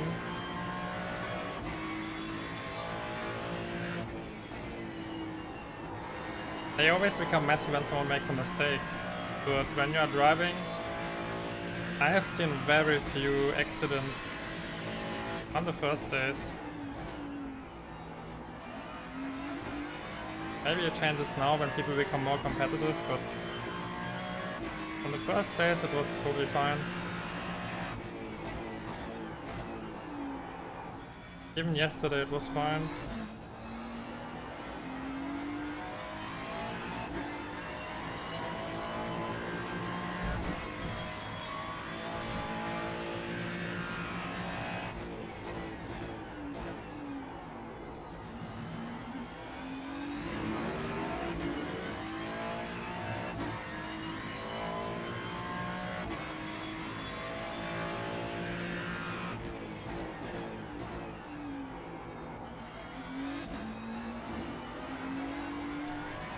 Why am I driving 29.0s right now and not in Qualy?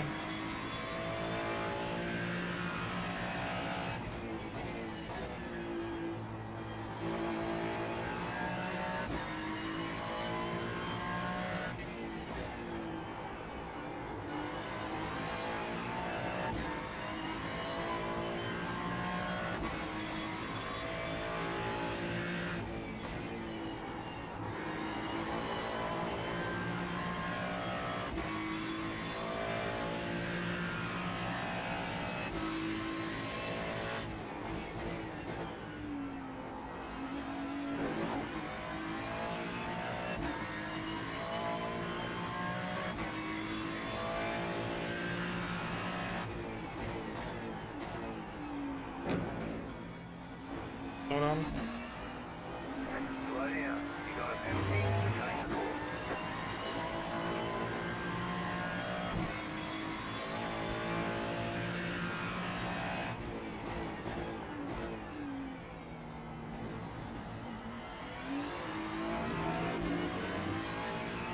Do I need to do something or will it resolve on its own?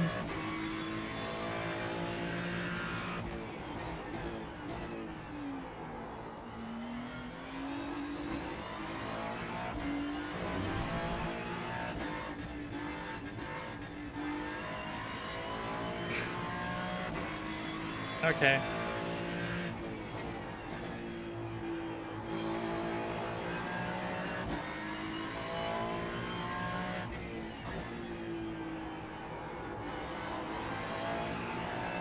Yeah, I think that was our chance to catch him.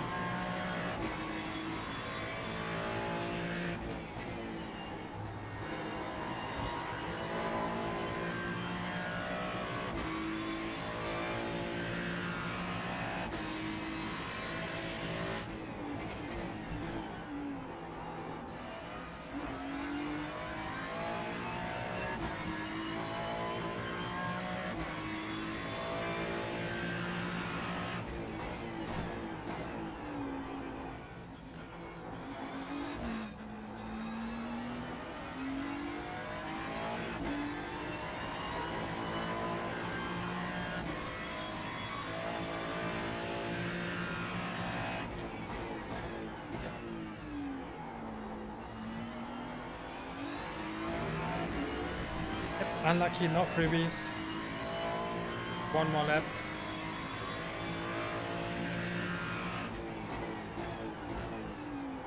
You just got the white flag. That means one more lap to go. Well, I finished at 29.0, so I take that one home.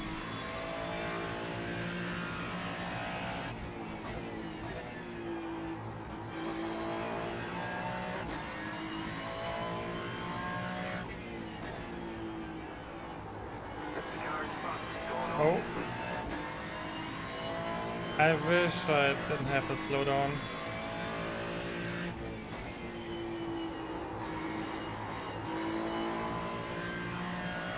Okay, a half lap and the dream.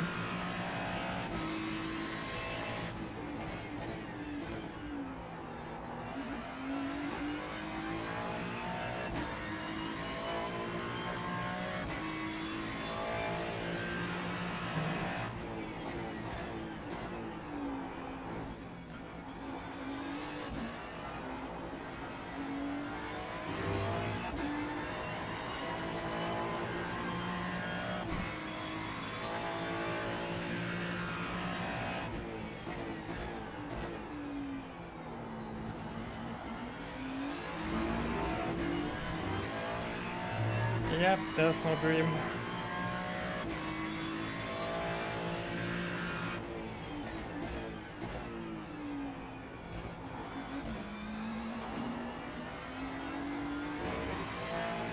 He's 17.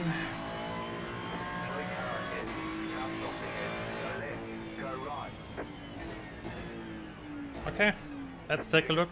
Checker flag. Okay, we'll get him next time.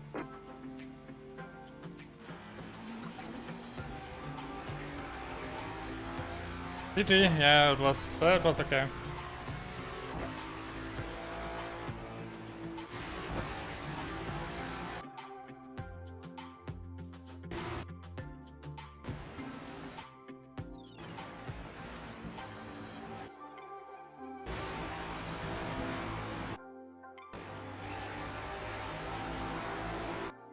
It wasn't me. He lost it on his own. Okay.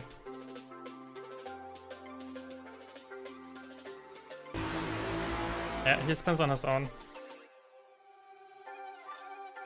Can be a netcode. No, it's not even a netcode. He just spins on his own. Is he talking with me? We will take a look at the next incident. At the end of the pace lap. At the end of the pace lap. Who do you mean? We have the car number.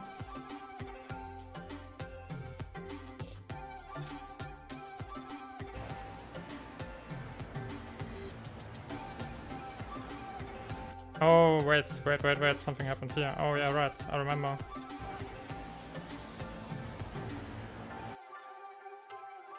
So I got rear-ended. That was the contact.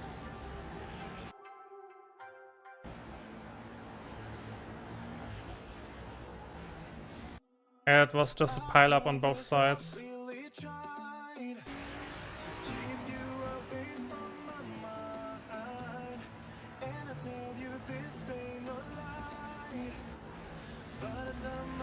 Yeah, he lost part of his bumper, I think. He got damage. And then he was late on the throttle, probably because he was trying to collect himself. And I couldn't react there. I mean, it's not on me. I get hit from behind, so...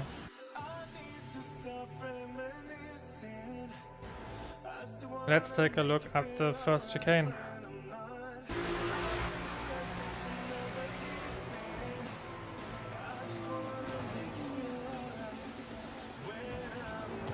Yeah, I hit the curb. That's on me. I'm sorry.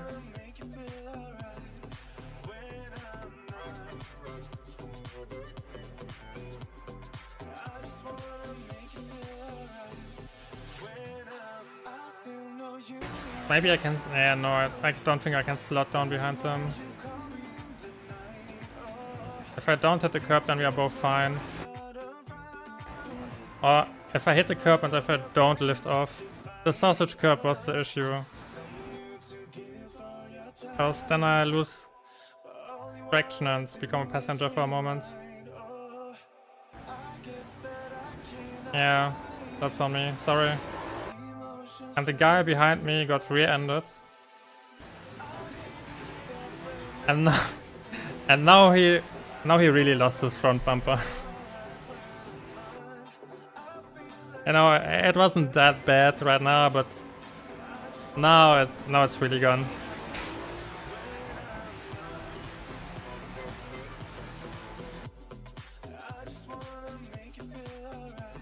Poor guy, poor bumper.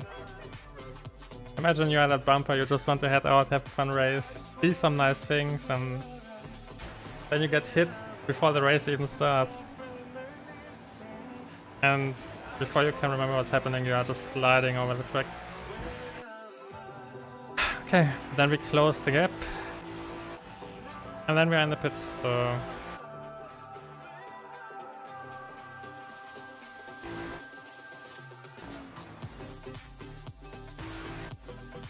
I have a car right behind me, it's Mr. No Bumper.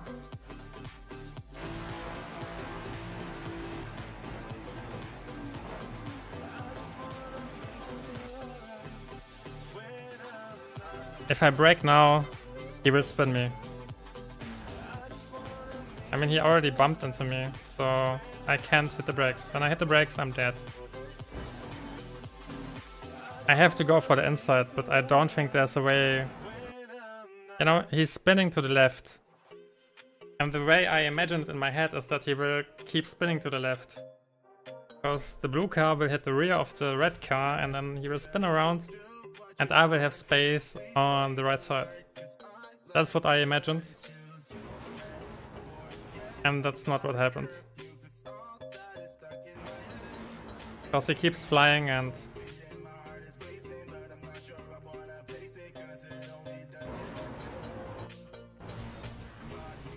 He also doesn't, yeah.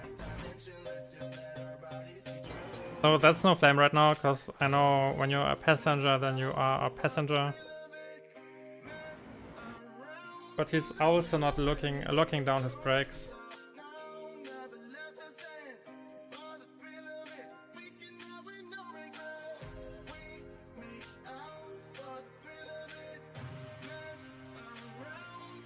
Yeah. He's not braking at all. If he hits the brakes, then I think I have a chance on the right side. But that's RNG. I have no power over that. And there are people who just try to be predictable and don't hit the brakes in accidents like this. And you can't blame him because he has a car spinning him, so when you hit the brakes, then you just force the contact even more with that car. That's the racing incident, shit happens. And if I hit the brakes, then I die. Then I die anyway, so...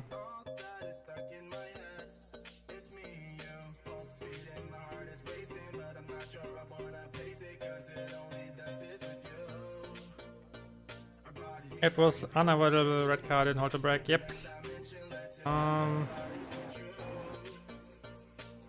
This also looks like a racing incident, I don't think you can blame any of those cars.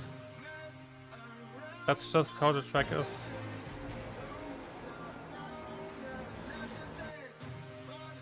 Maybe they were a bit too quick. And the red car could have cut over the sausage curb a bit more. Because he's not hitting the sausage curbs right now, you can still go further to the right. But even then...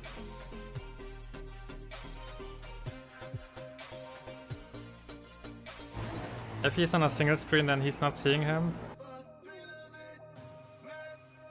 And you can't blame him for not hitting the brakes, because if he brakes, then he just gets starved on the left side, because I will suddenly be there as well. Yeah, it's just unlucky.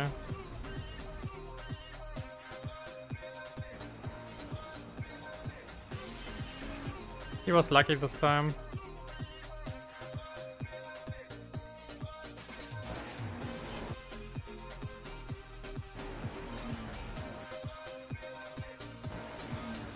Maybe I can do a bit more if I don't get hit, but even then I don't think it would drastically change the outcome because I didn't expect this car to bounce into me around here. I think right now I'm clear. And then I just... And then the whole car is a mess.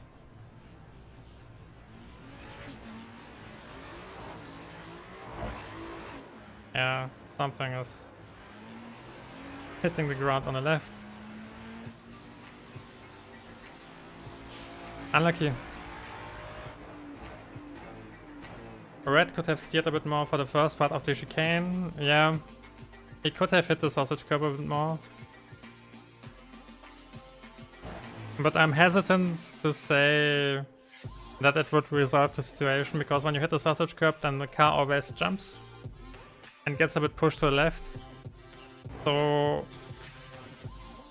I have no idea how that would turn out when they are so close. They would probably still have netcode and touch somehow. It's a tough spot.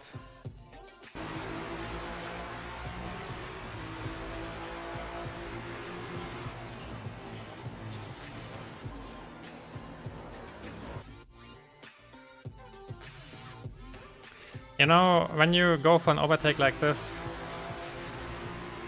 right at this spot,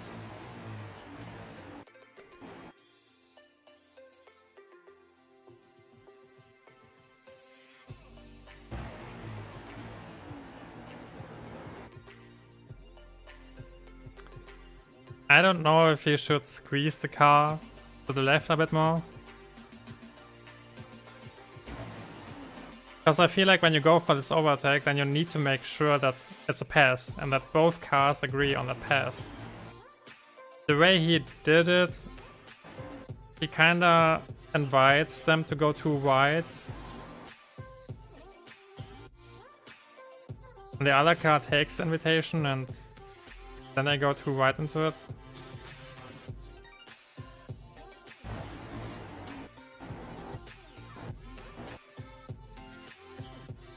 Yeah, it's really rough. I mean, he's going for the line which he needs to take. He needs to stay on the... at least above the curb, so...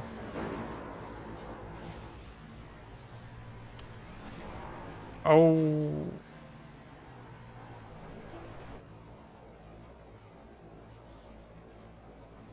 Wait, where did he come from?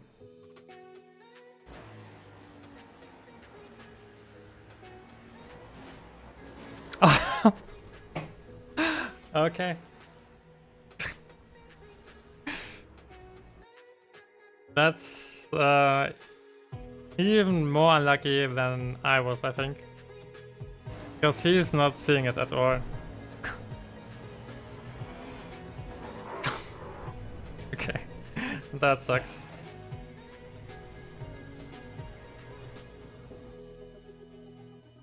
And there's nothing you can do. And it looks so far away. And then his rear spawns in.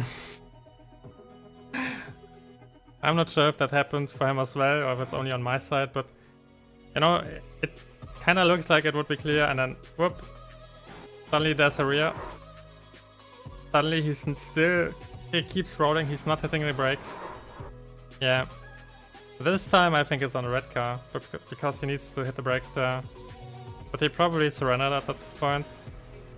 Yeah, he can stop the car there. He doesn't need to roll back. And then he keeps going.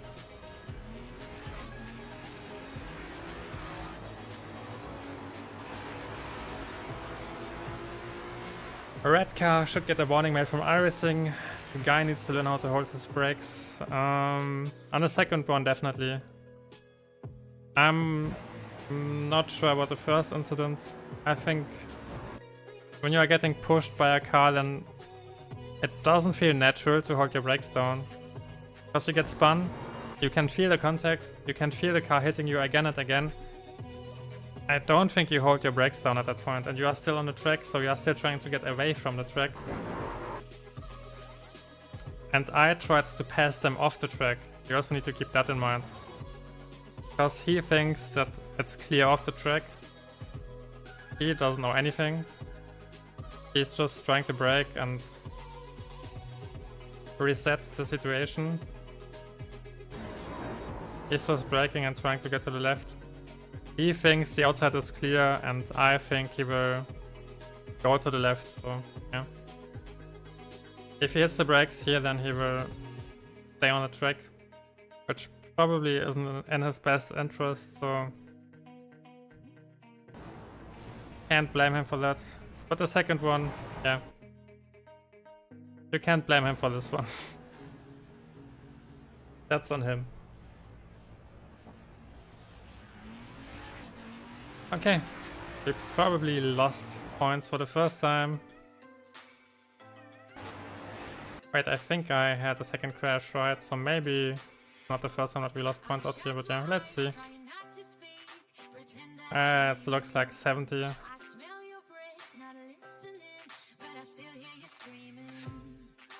Yeah, 75. Okay. 24 safety rating. I can afford one more race like that, and then I need to be careful. Because I don't want to drop out of A. I want to drive IMSA in 2 weeks. Yeah, 10 incident points. Still finished with... I had an incident in the 29.0. Yeah, it wasn't off track. Dang. He was driving low 29s as well. Then there were many drivers in the 30. Yeah, I had the pace for the top 8. 8, top 9. So basically where I was racing. Yeah. Bummer, but it's part of racing. And that's something you accept before you queue for the race.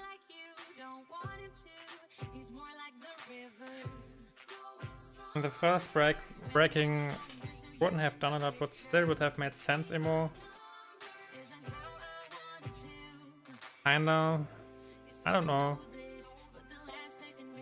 Because when I'm in an accident and I'm spinning, then my first instinct is to always try to get away from the track.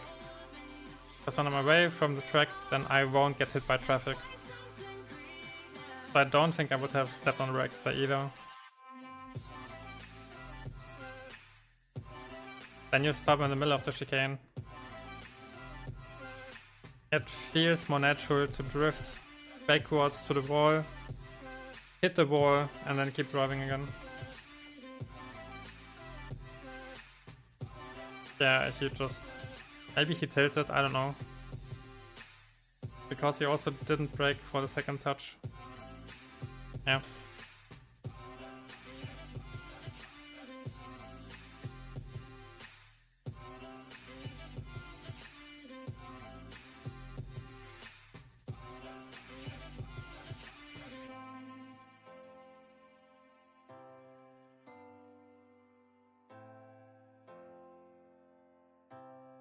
I think IMSA on Spice in 2 weeks, so I shouldn't drop down to B.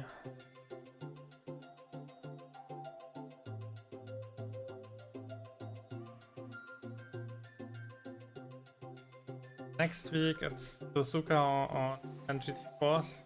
That should gain me some safety rating.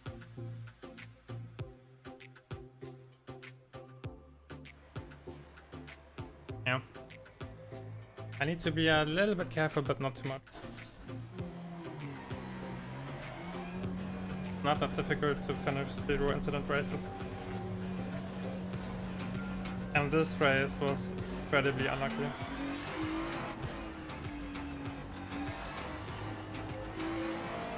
I got the first touch while the race started, and that was already an X2.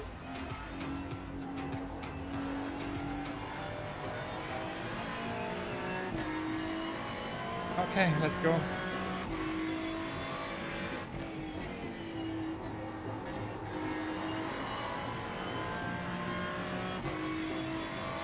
Let's try to push a bit and aim for 28 on the next qualifying, because I should be able to drive it.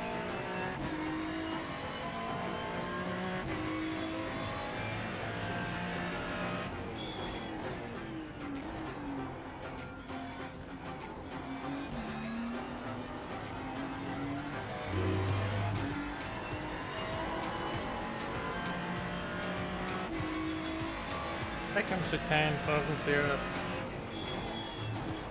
great to me today. I don't know why.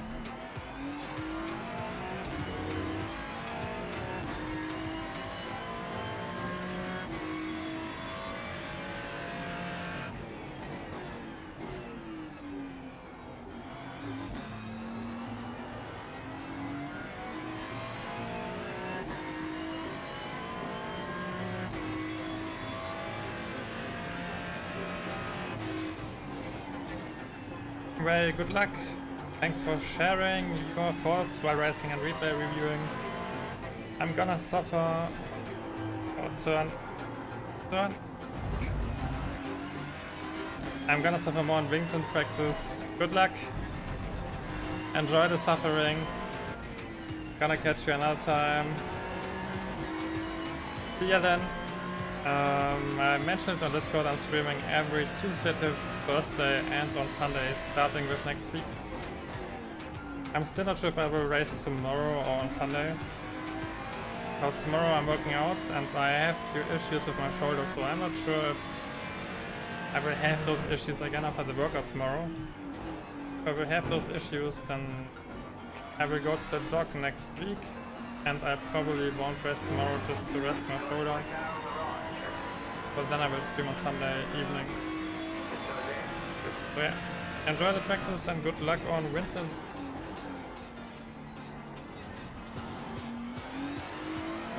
I hope you have some good luck in traffic there, more luck than I had in last race.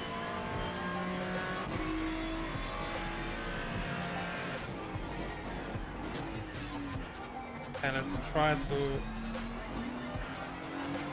hit the 28s.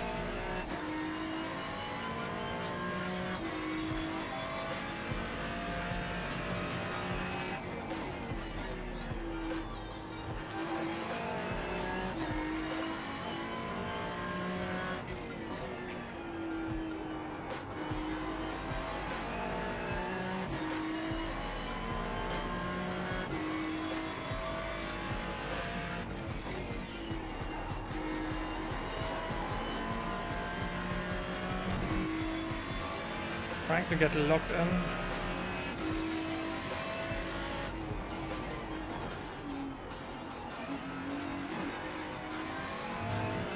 I need a good quali. If I finish a good quali, then we start ahead of the pack, and that solves most of the issue.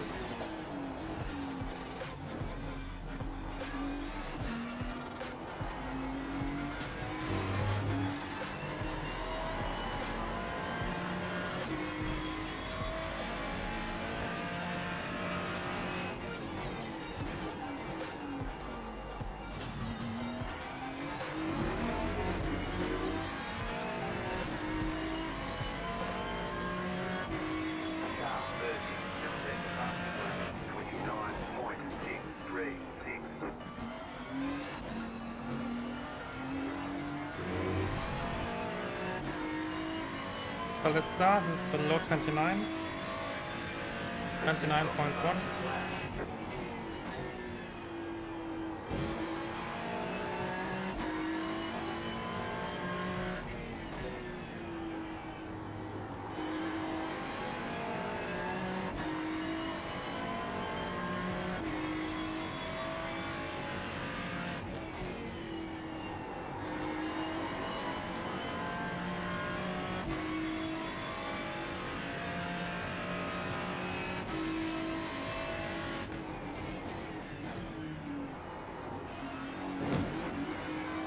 We're still fine.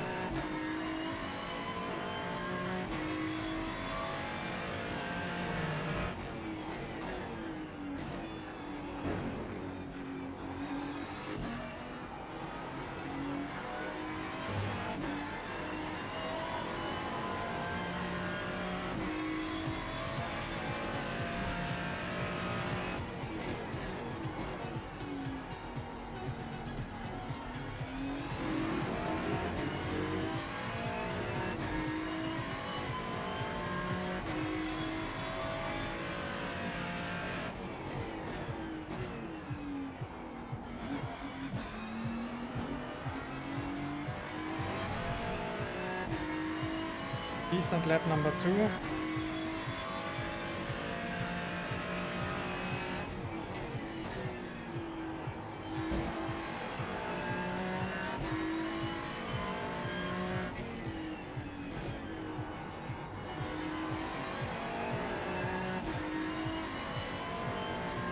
played around with the downshift and delayed it a bit, but it didn't work out.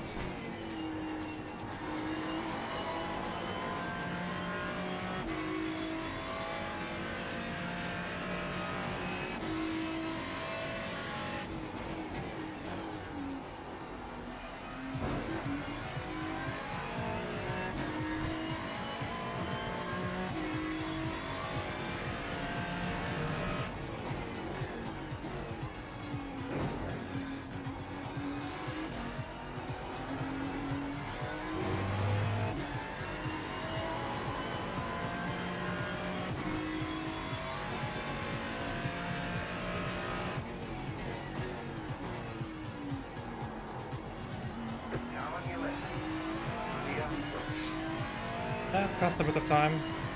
We got the Optimer into the 28s.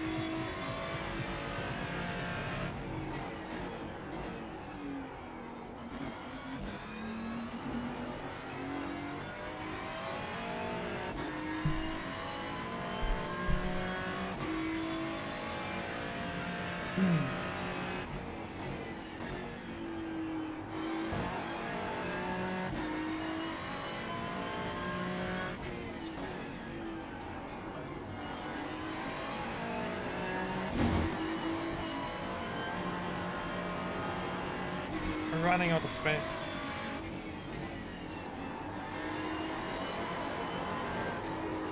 And then I was too greedy.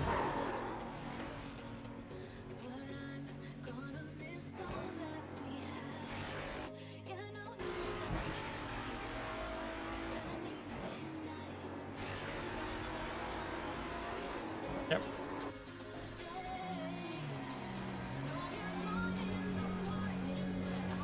This trick is really challenging. On other tracks I would already be in that window, but this track makes you work really hard for your times.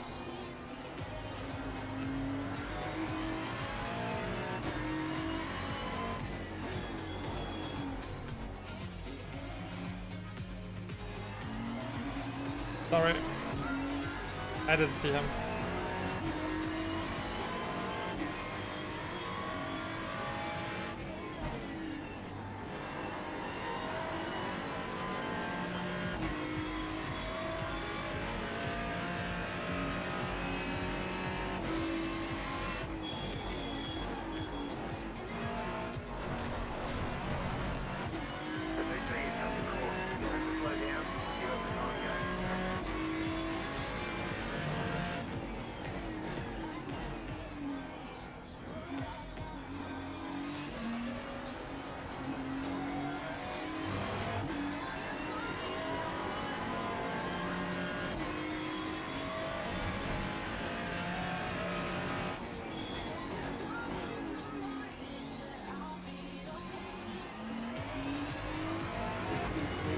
I wish I could nail every turn down, every lap. But there's always one hiccup somewhere.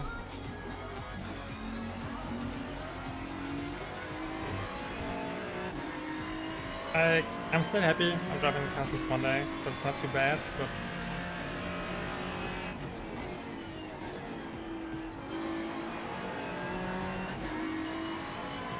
it would serve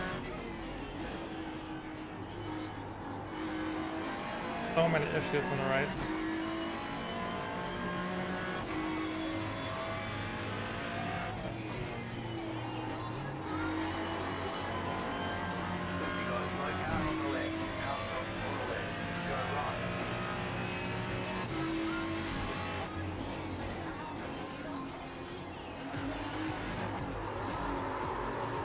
Let's go.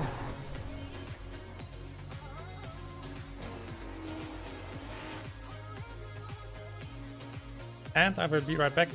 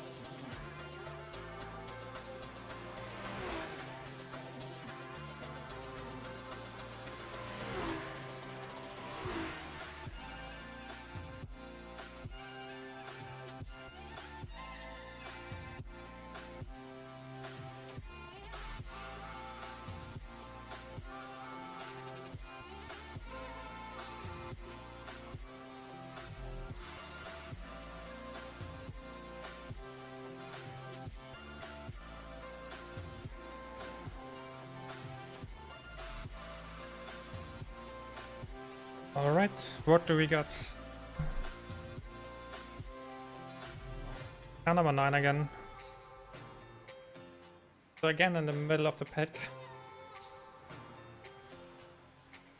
Yeah, I need a 28.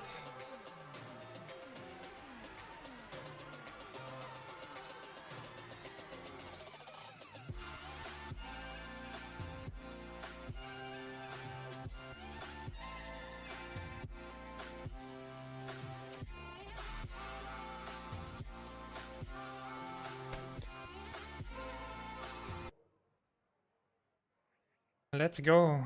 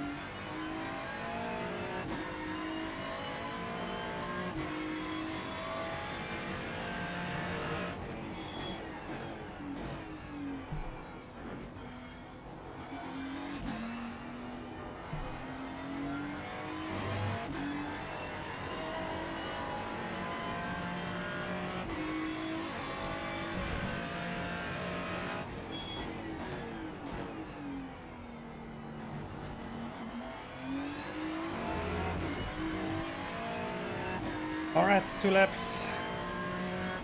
I take anything below 29.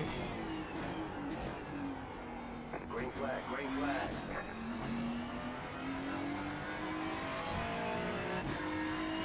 Okay, here comes your first road lap.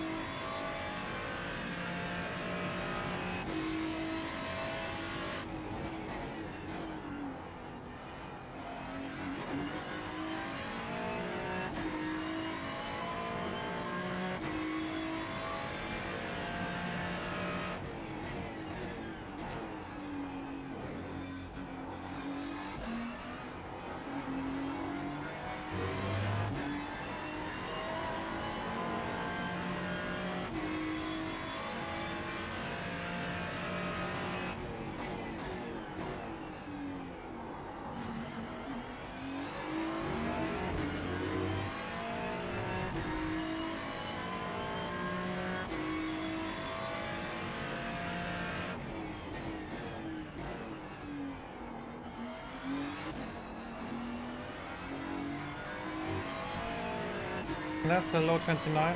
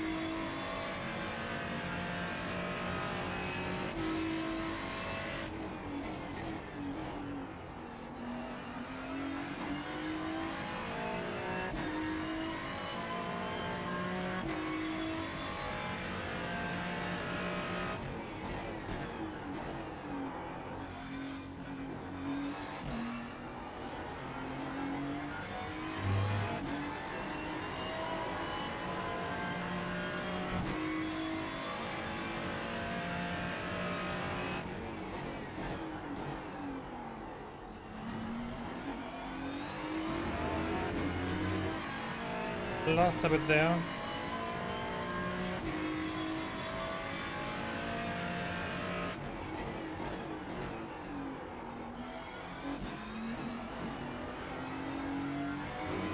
Come on, that's a 28. 28.8, finally. And I'm only P7. Alright, there's checkered flag.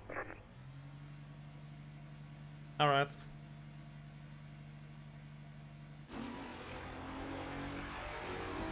Nice one, thanks. Yeah, I'm only P7. P8.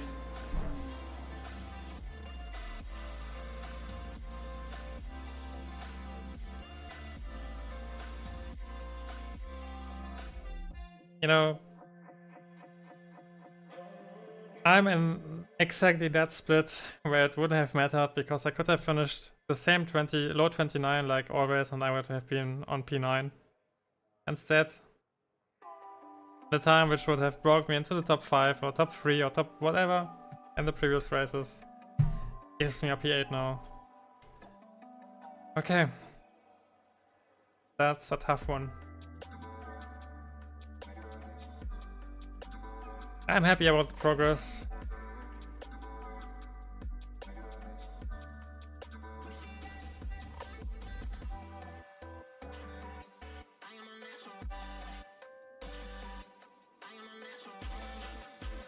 But yeah, the competition is thick. It still feels like those splits are a bit cleaner than those previous time slots, but that also might be subjective. And to be fair, the cars are spread a bit further apart because you have now the full scope of low 28s all the way up to 130 in the split. It's not like 15 cars are in the low 29s.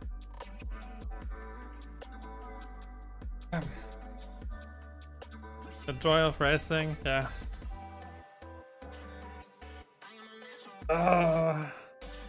I was happy about the 28 and now it feels like a setback. It feels like nothing changed because I'm still on P8, but yeah, it's a step forward.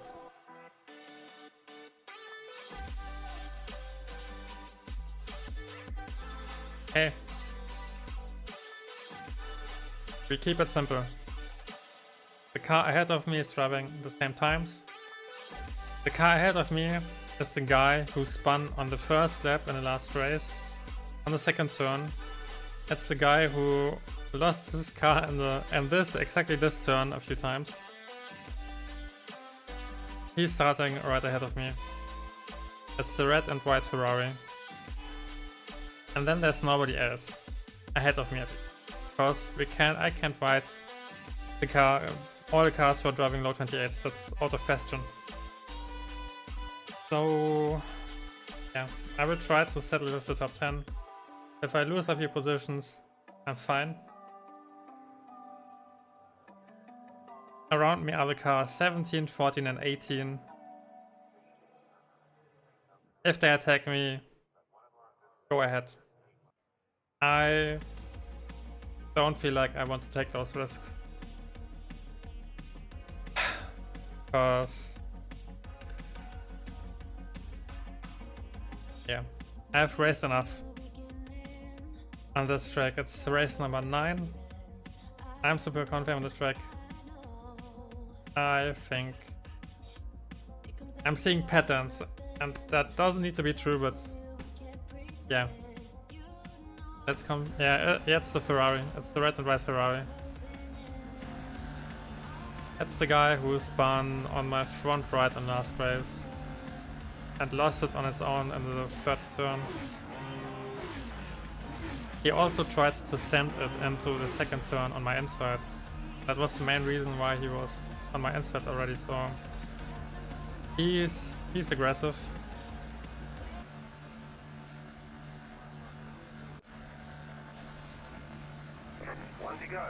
But yeah, the cars ahead of me, I won't see them again. Hopefully. Tight field today. Maybe as freebies, but... Hey.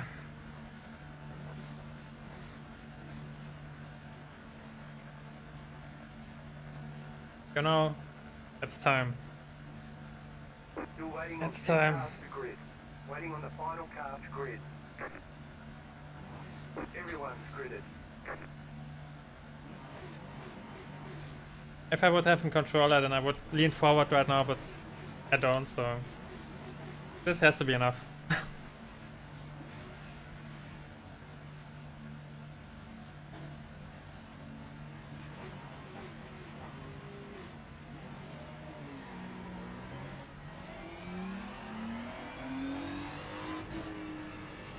Catch up, 5 cars.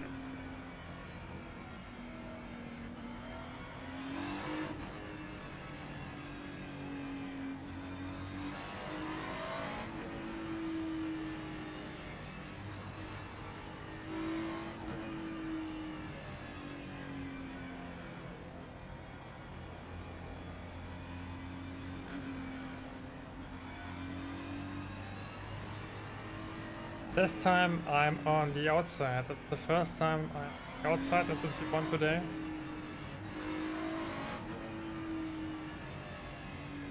I think both lines, okay, you don't have a significant advantage on any side.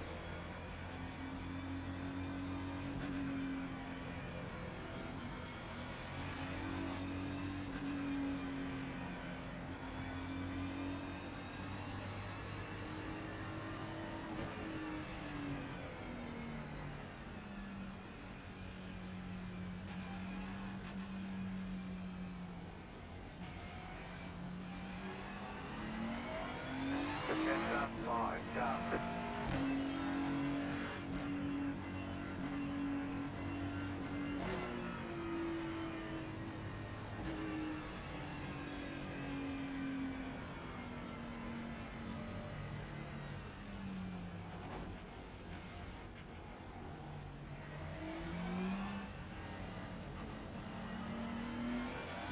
Catch up, 5 cars.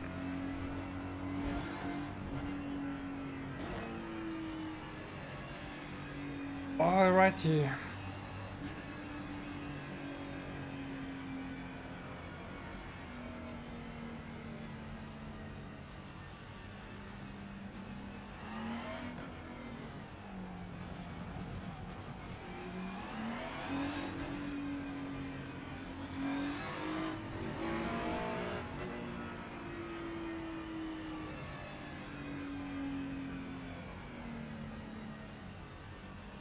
Get ready, going green.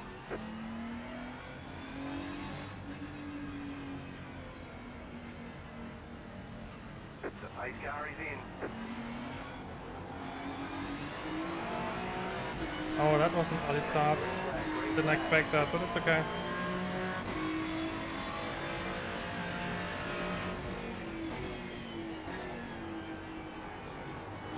The guy pulled ahead of me and decided to hit the brakes. Man, that's...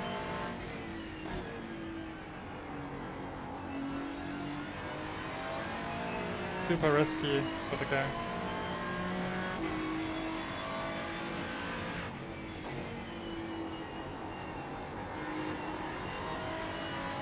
One is going wide.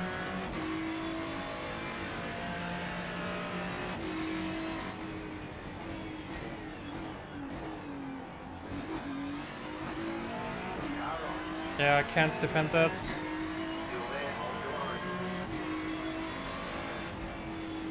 Clear. Right side. Clear on the right.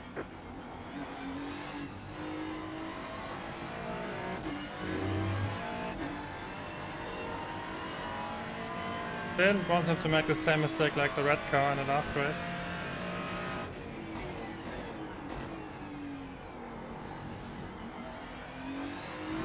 That's why I backed out, because we saw that you can't go too wide into it and he had a better run. He had the inside, so...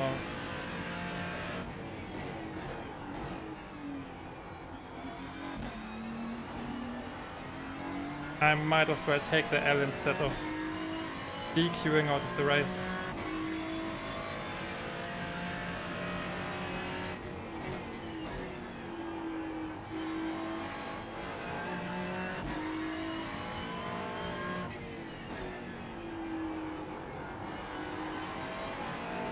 We have a big gap to the cars behind us now, so if I can finish low 29s, then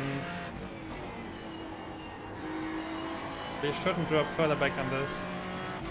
Yeah, 2.1 second, that's enough time to work with.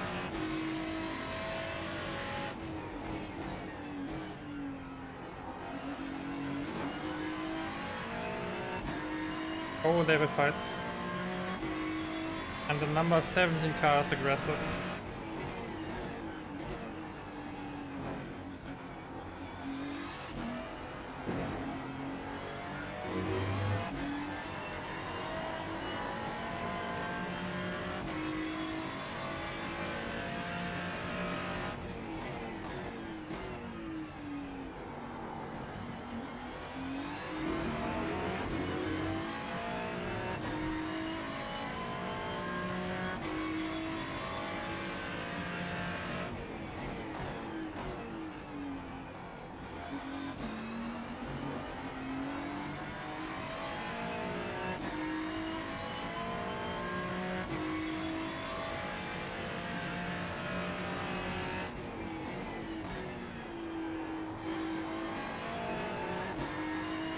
.0.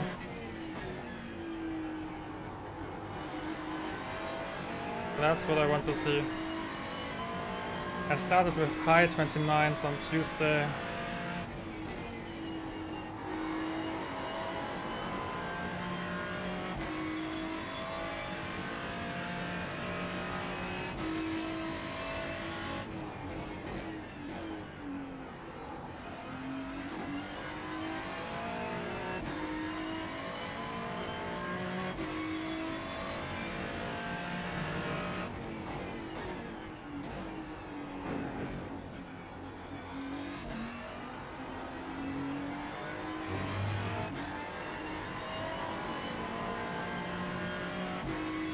Not sure if the car behind us is catching us or not.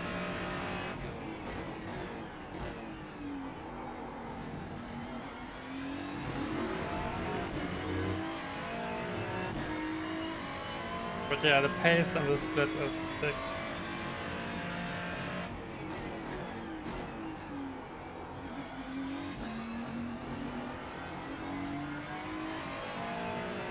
Can't afford any mistakes.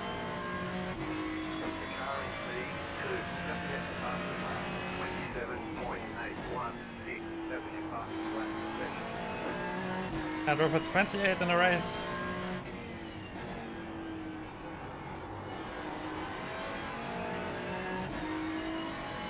I'm still barely holding on.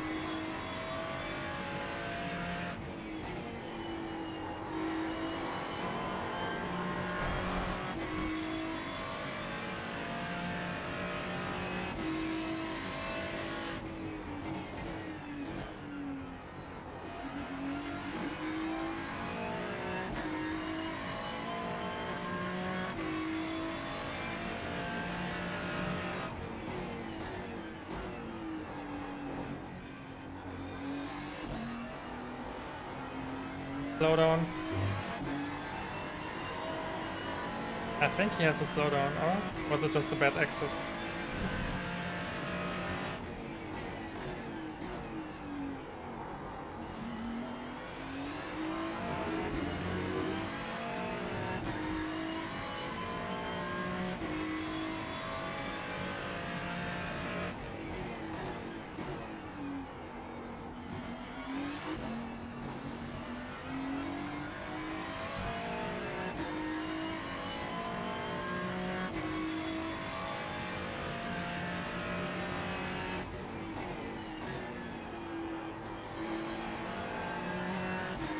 Another 29.0.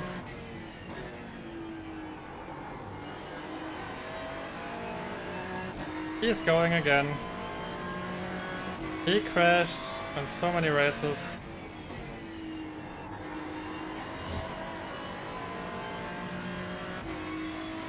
That's the 4th or 5th time that we see him crashing when I'm streaming.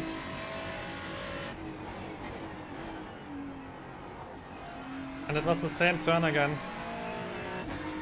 like in the last race.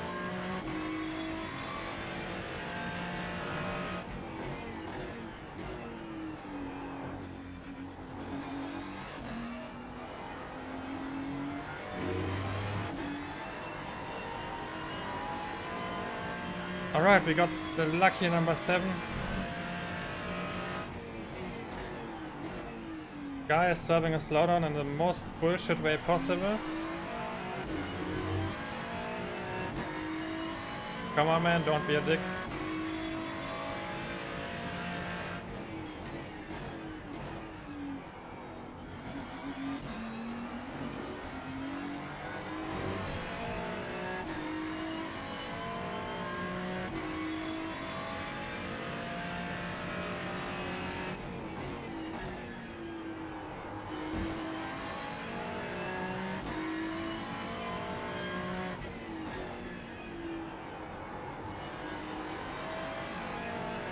$29.6 because of the accident.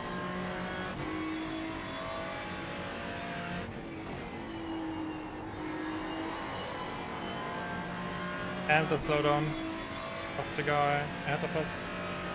We got 4 seconds now.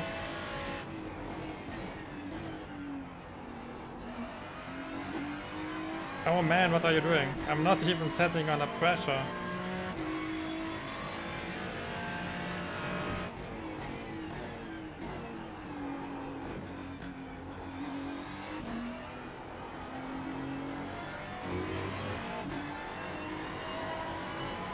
He is pushing really hard. Come on, Jack.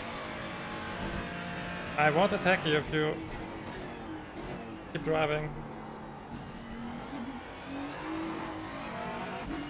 I'm super happy with the race. I can barely drive quicker than I'm doing it right now, so it's not like I have enough pace to overtake.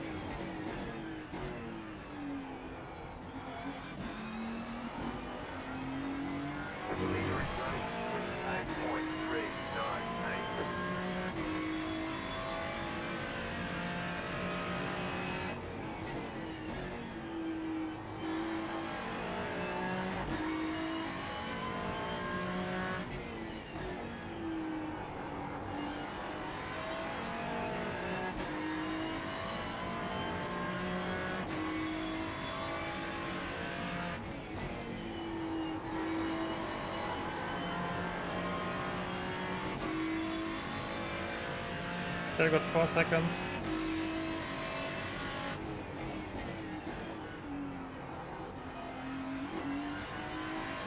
Avoid that curb.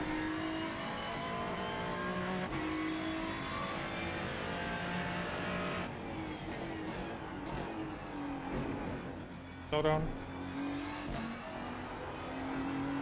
Okay, no slow down.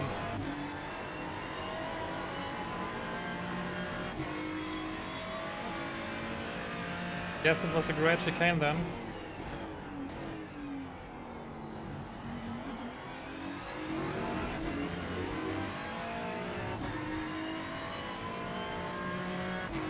Three laps to go.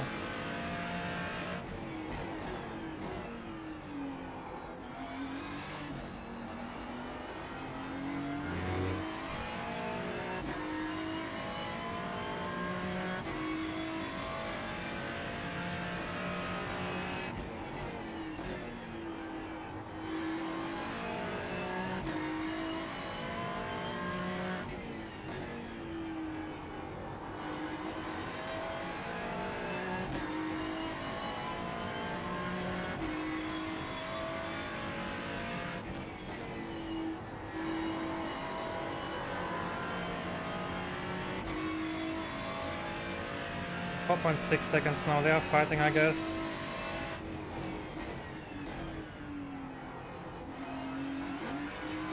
I will happily take the safety rating for this one.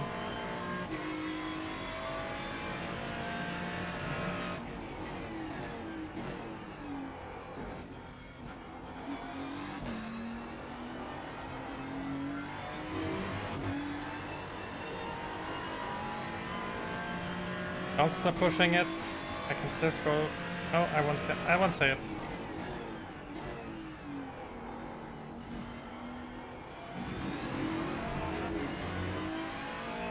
Okay, I lost 1 second now, but we got. Oh, now we got 3 laps to go, I guess.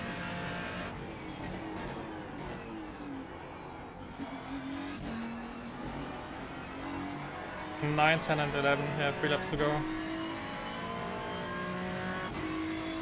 Back to 4 seconds.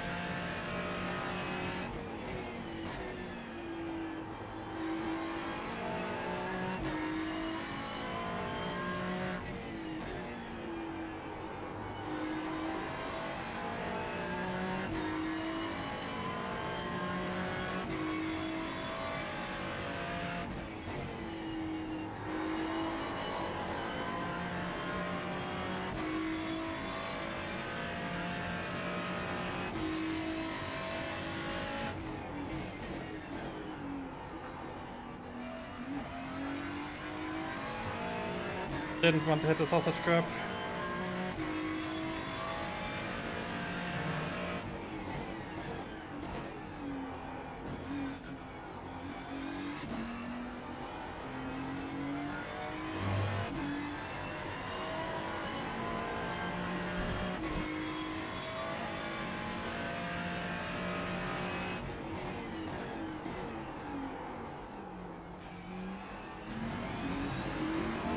Didn't want to hit the brakes. He still got 3 seconds, but yeah.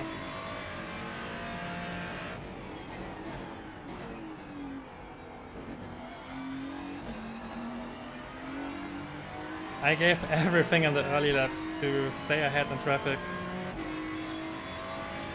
I'm driving high 29s.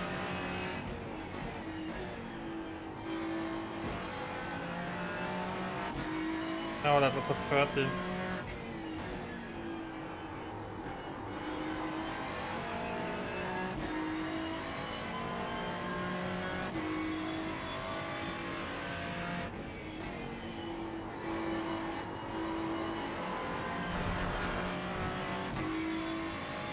They got 3.5 seconds.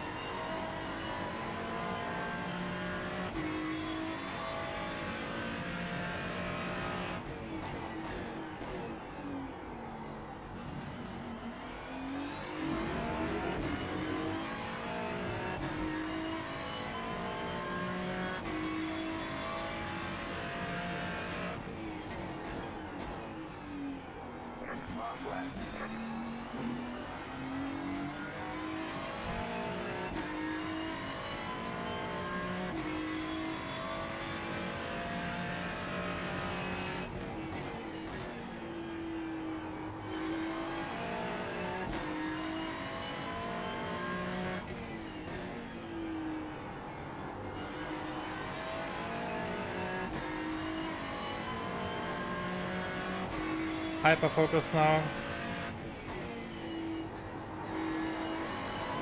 Got back into the low 29s.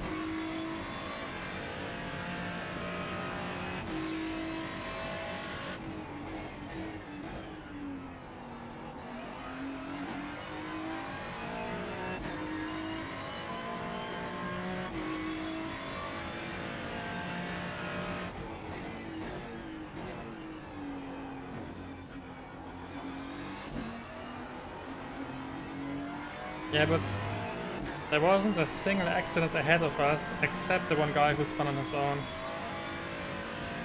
There's such a big difference between the group that was racing ahead of us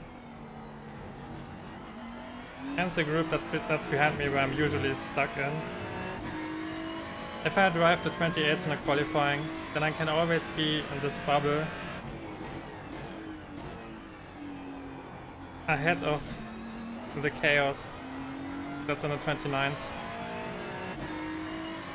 And that pretty much confirms that there wasn't a single crash ahead of us. They all know how to race. Nice! P7. 28 in a quali, 28 in a race session. Stayed away from accidents.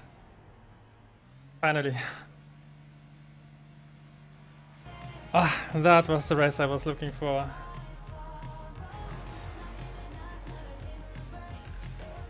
Did he crash again? Oh my.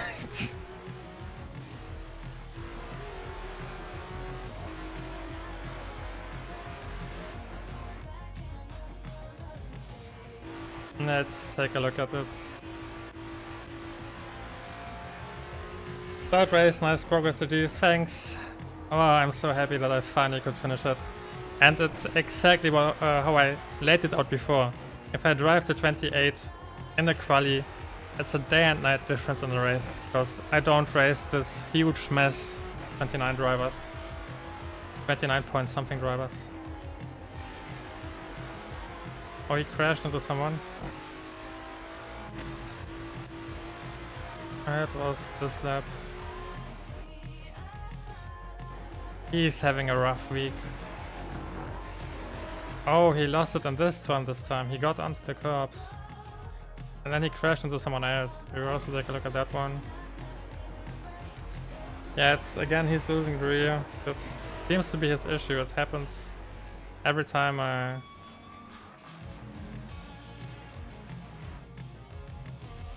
Okay. So... what's the most natural thing that you would do when you would end up in this position?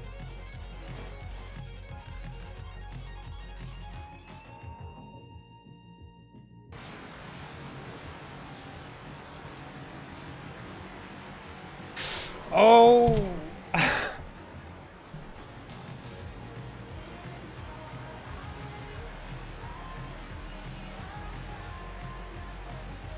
Yeah, I give you a hint. It's not that. Like, the first thing that I would do is throw in the reverse gear, back up into the grass, turn the car on the grass, and then you can even get on back on the track and you don't need to wait for everyone to pass. This was bad. It doesn't work like that.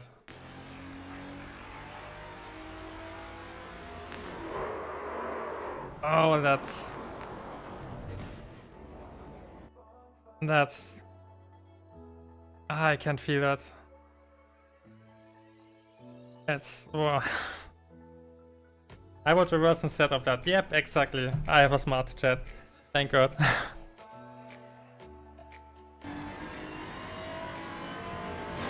Oh, and here...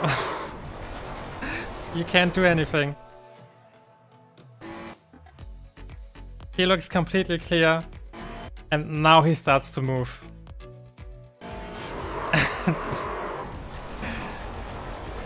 That's one of those moments where you see the life flashing in front of your eyes and he's in the wrong gear, and then he sees.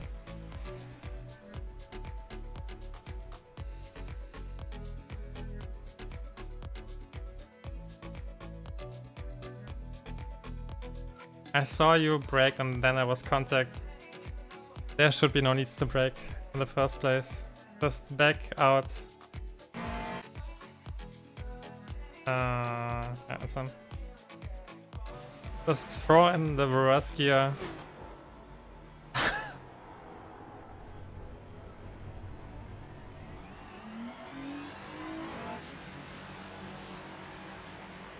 I always try to race fast as possible ever.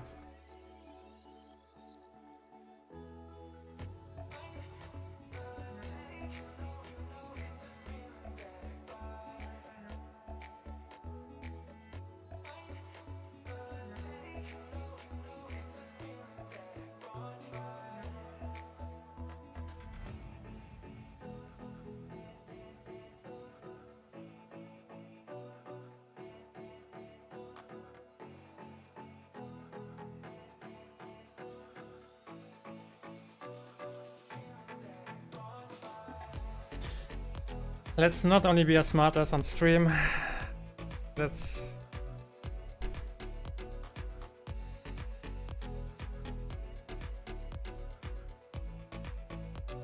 Oh, it looks so bad in this view.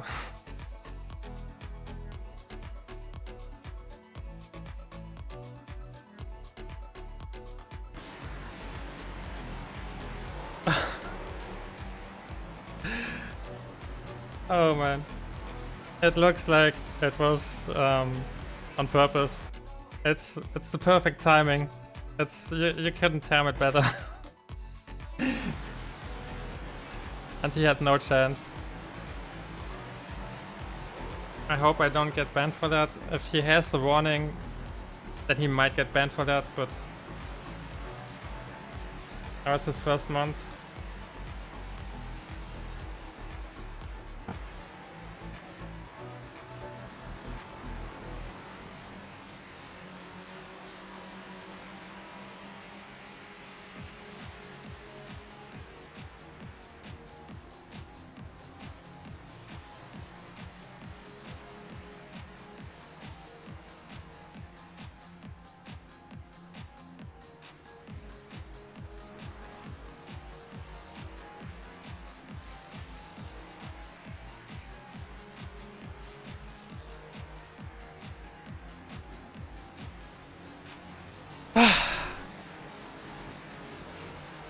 Okay, he's driving for the first time.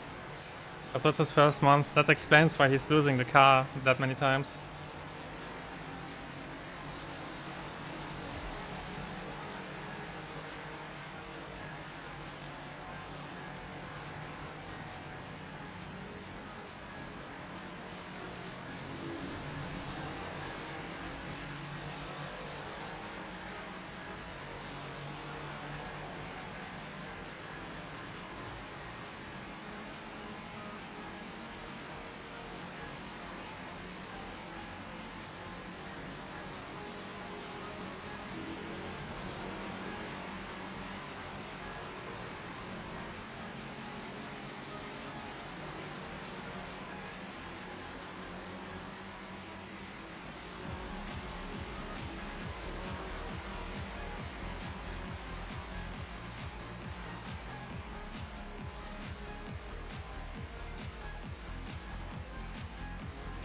Oh god. That was a crazy one. Was there any incident involving me? I don't think so.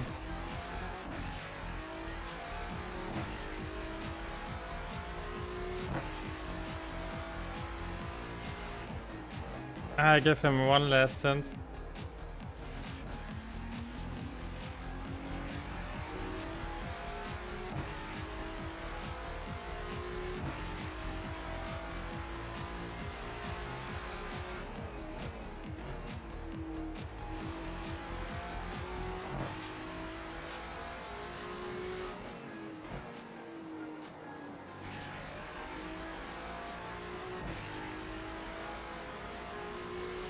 Oh wait.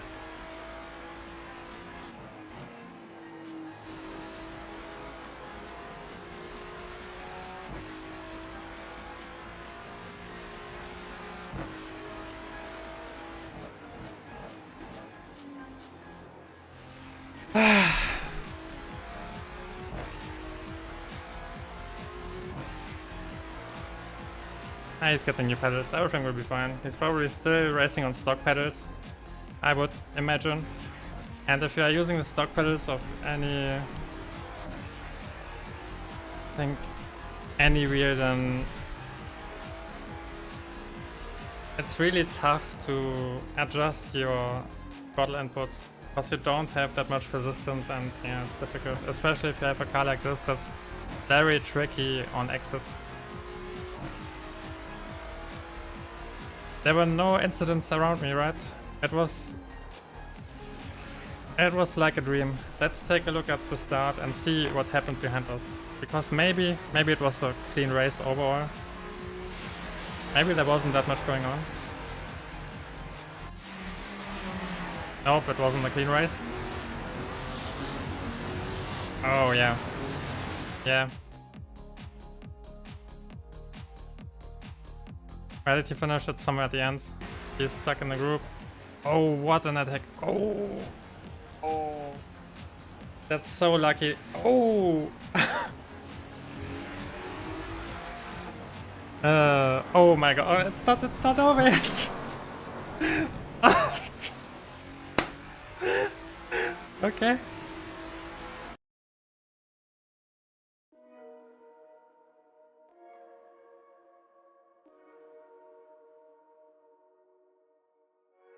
Oh my god. Yeah, I'm happy I dodged that. It was a super crazy dive. And you know,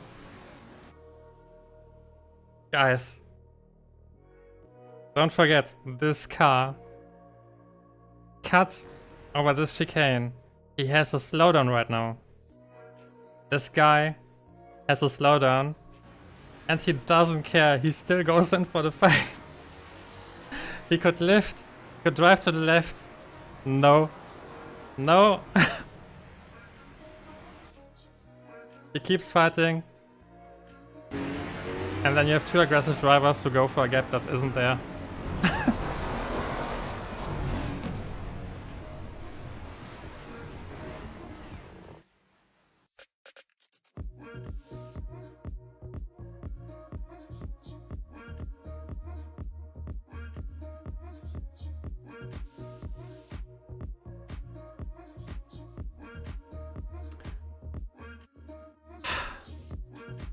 Wait, oh, wait, was it right behind me?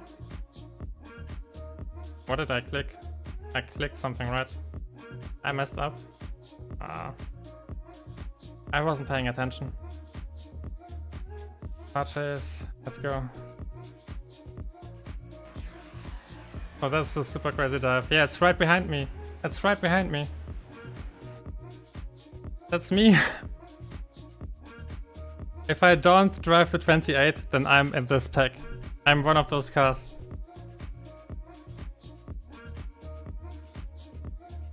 Yeah. Also, if I... Oh yeah, I had this call against him, but he was ahead of me. It was good to open it up. And don't fight. I left him enough space. We both get through. That's how I imagine it. And that's how it usually goes.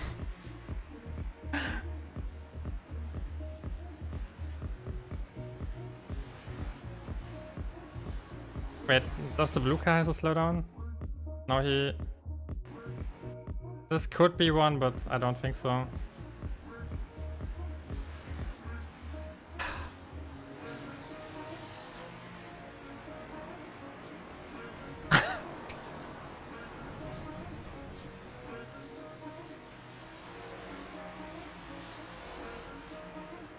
And he still wants to fight.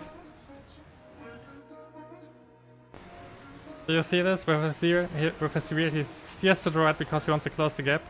And then he sees the other car and decides to leave it open. And this the guy that yes, this is the guy which I won in the second race by mistake when I hit the curb, so he's at the back of the field again.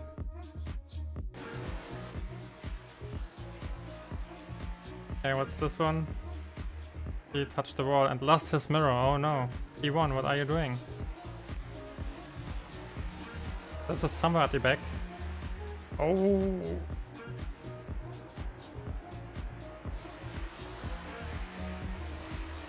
And he doesn't keep fighting.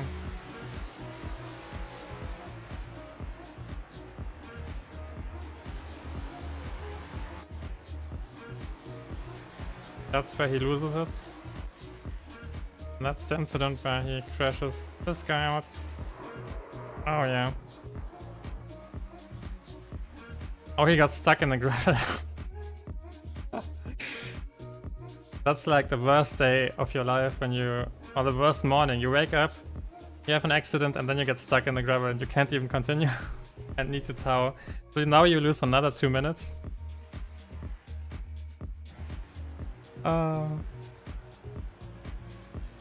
Oh.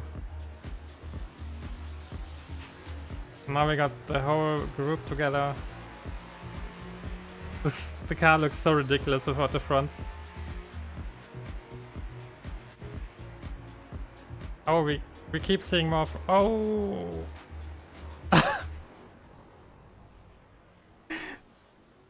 Yep. Remember last race when I said that I can't brake in a certain situation because then I get crashed from behind?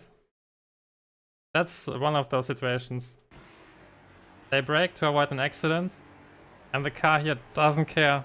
And then the next one, well, it cares, but it's too late.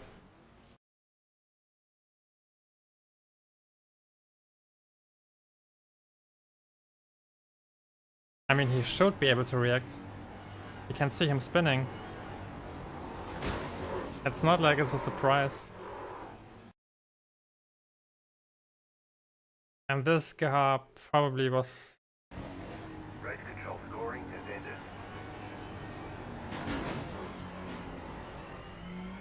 It's whatever.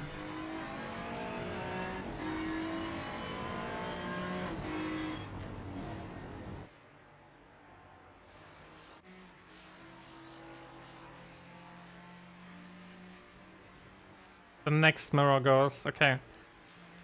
It feels like the meta at the top of the grid is to shave off your mirror on the first wall. Maybe you can get a better aerodynamic profile then, and you can gain a few more tenths on the straight. I should try it for the next one. Oh, another one. Boink. And then it's back. Not that clean, but yeah. The top guys are shaving their mirrors off. It's funny. The next one. Boink.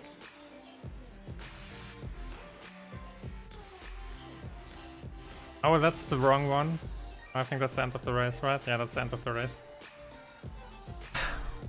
Let's see how many points we gained back.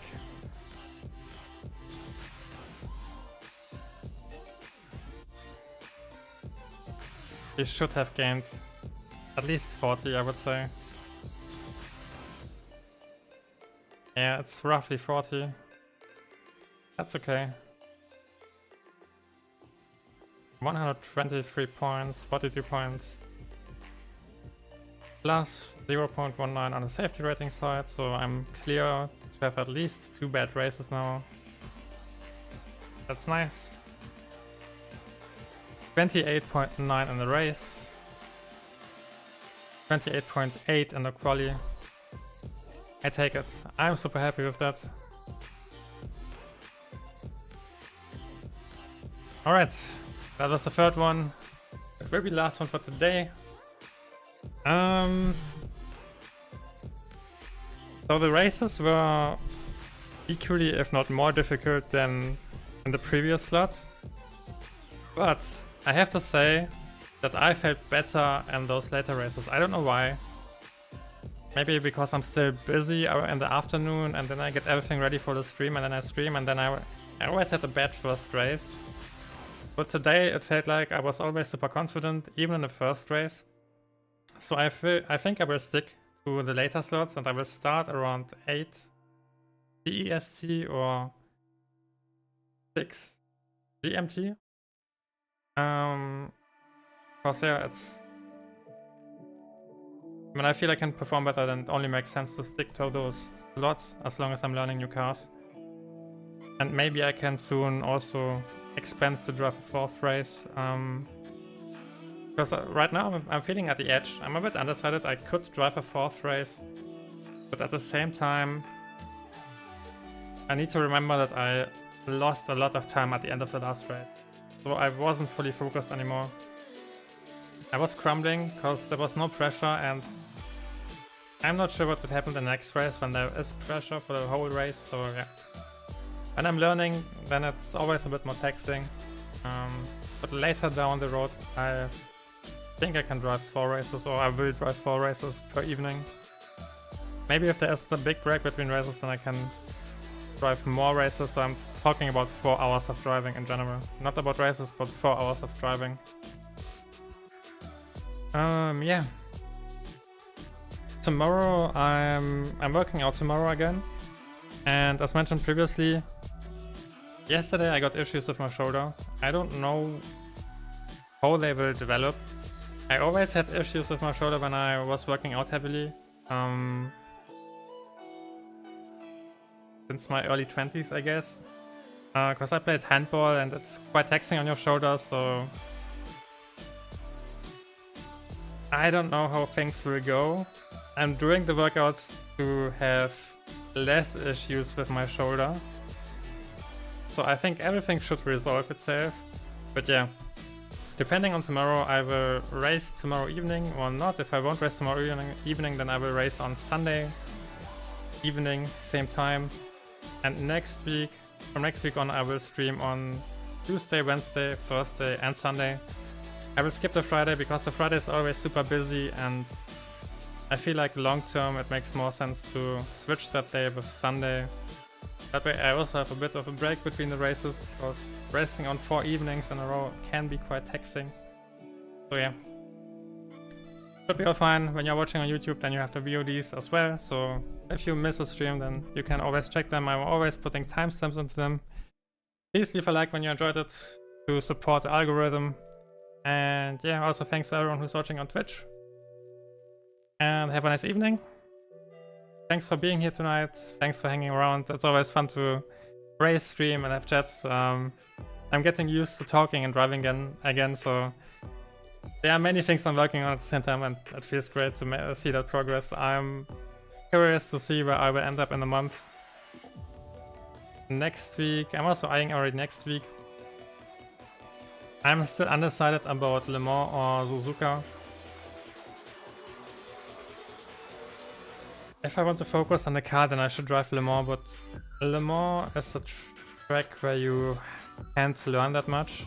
Yeah, mostly just learning how to stay on the throttle, so I might drive the GT4s on Suzuka in both series, the Pilot series and the GT4 series.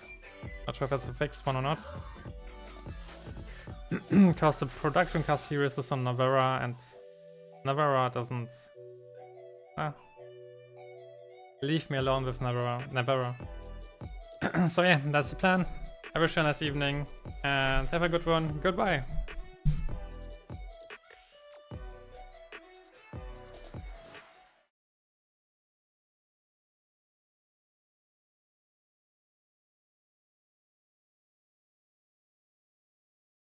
Be careful of that shoulder. Yeah, I will. Don't worry.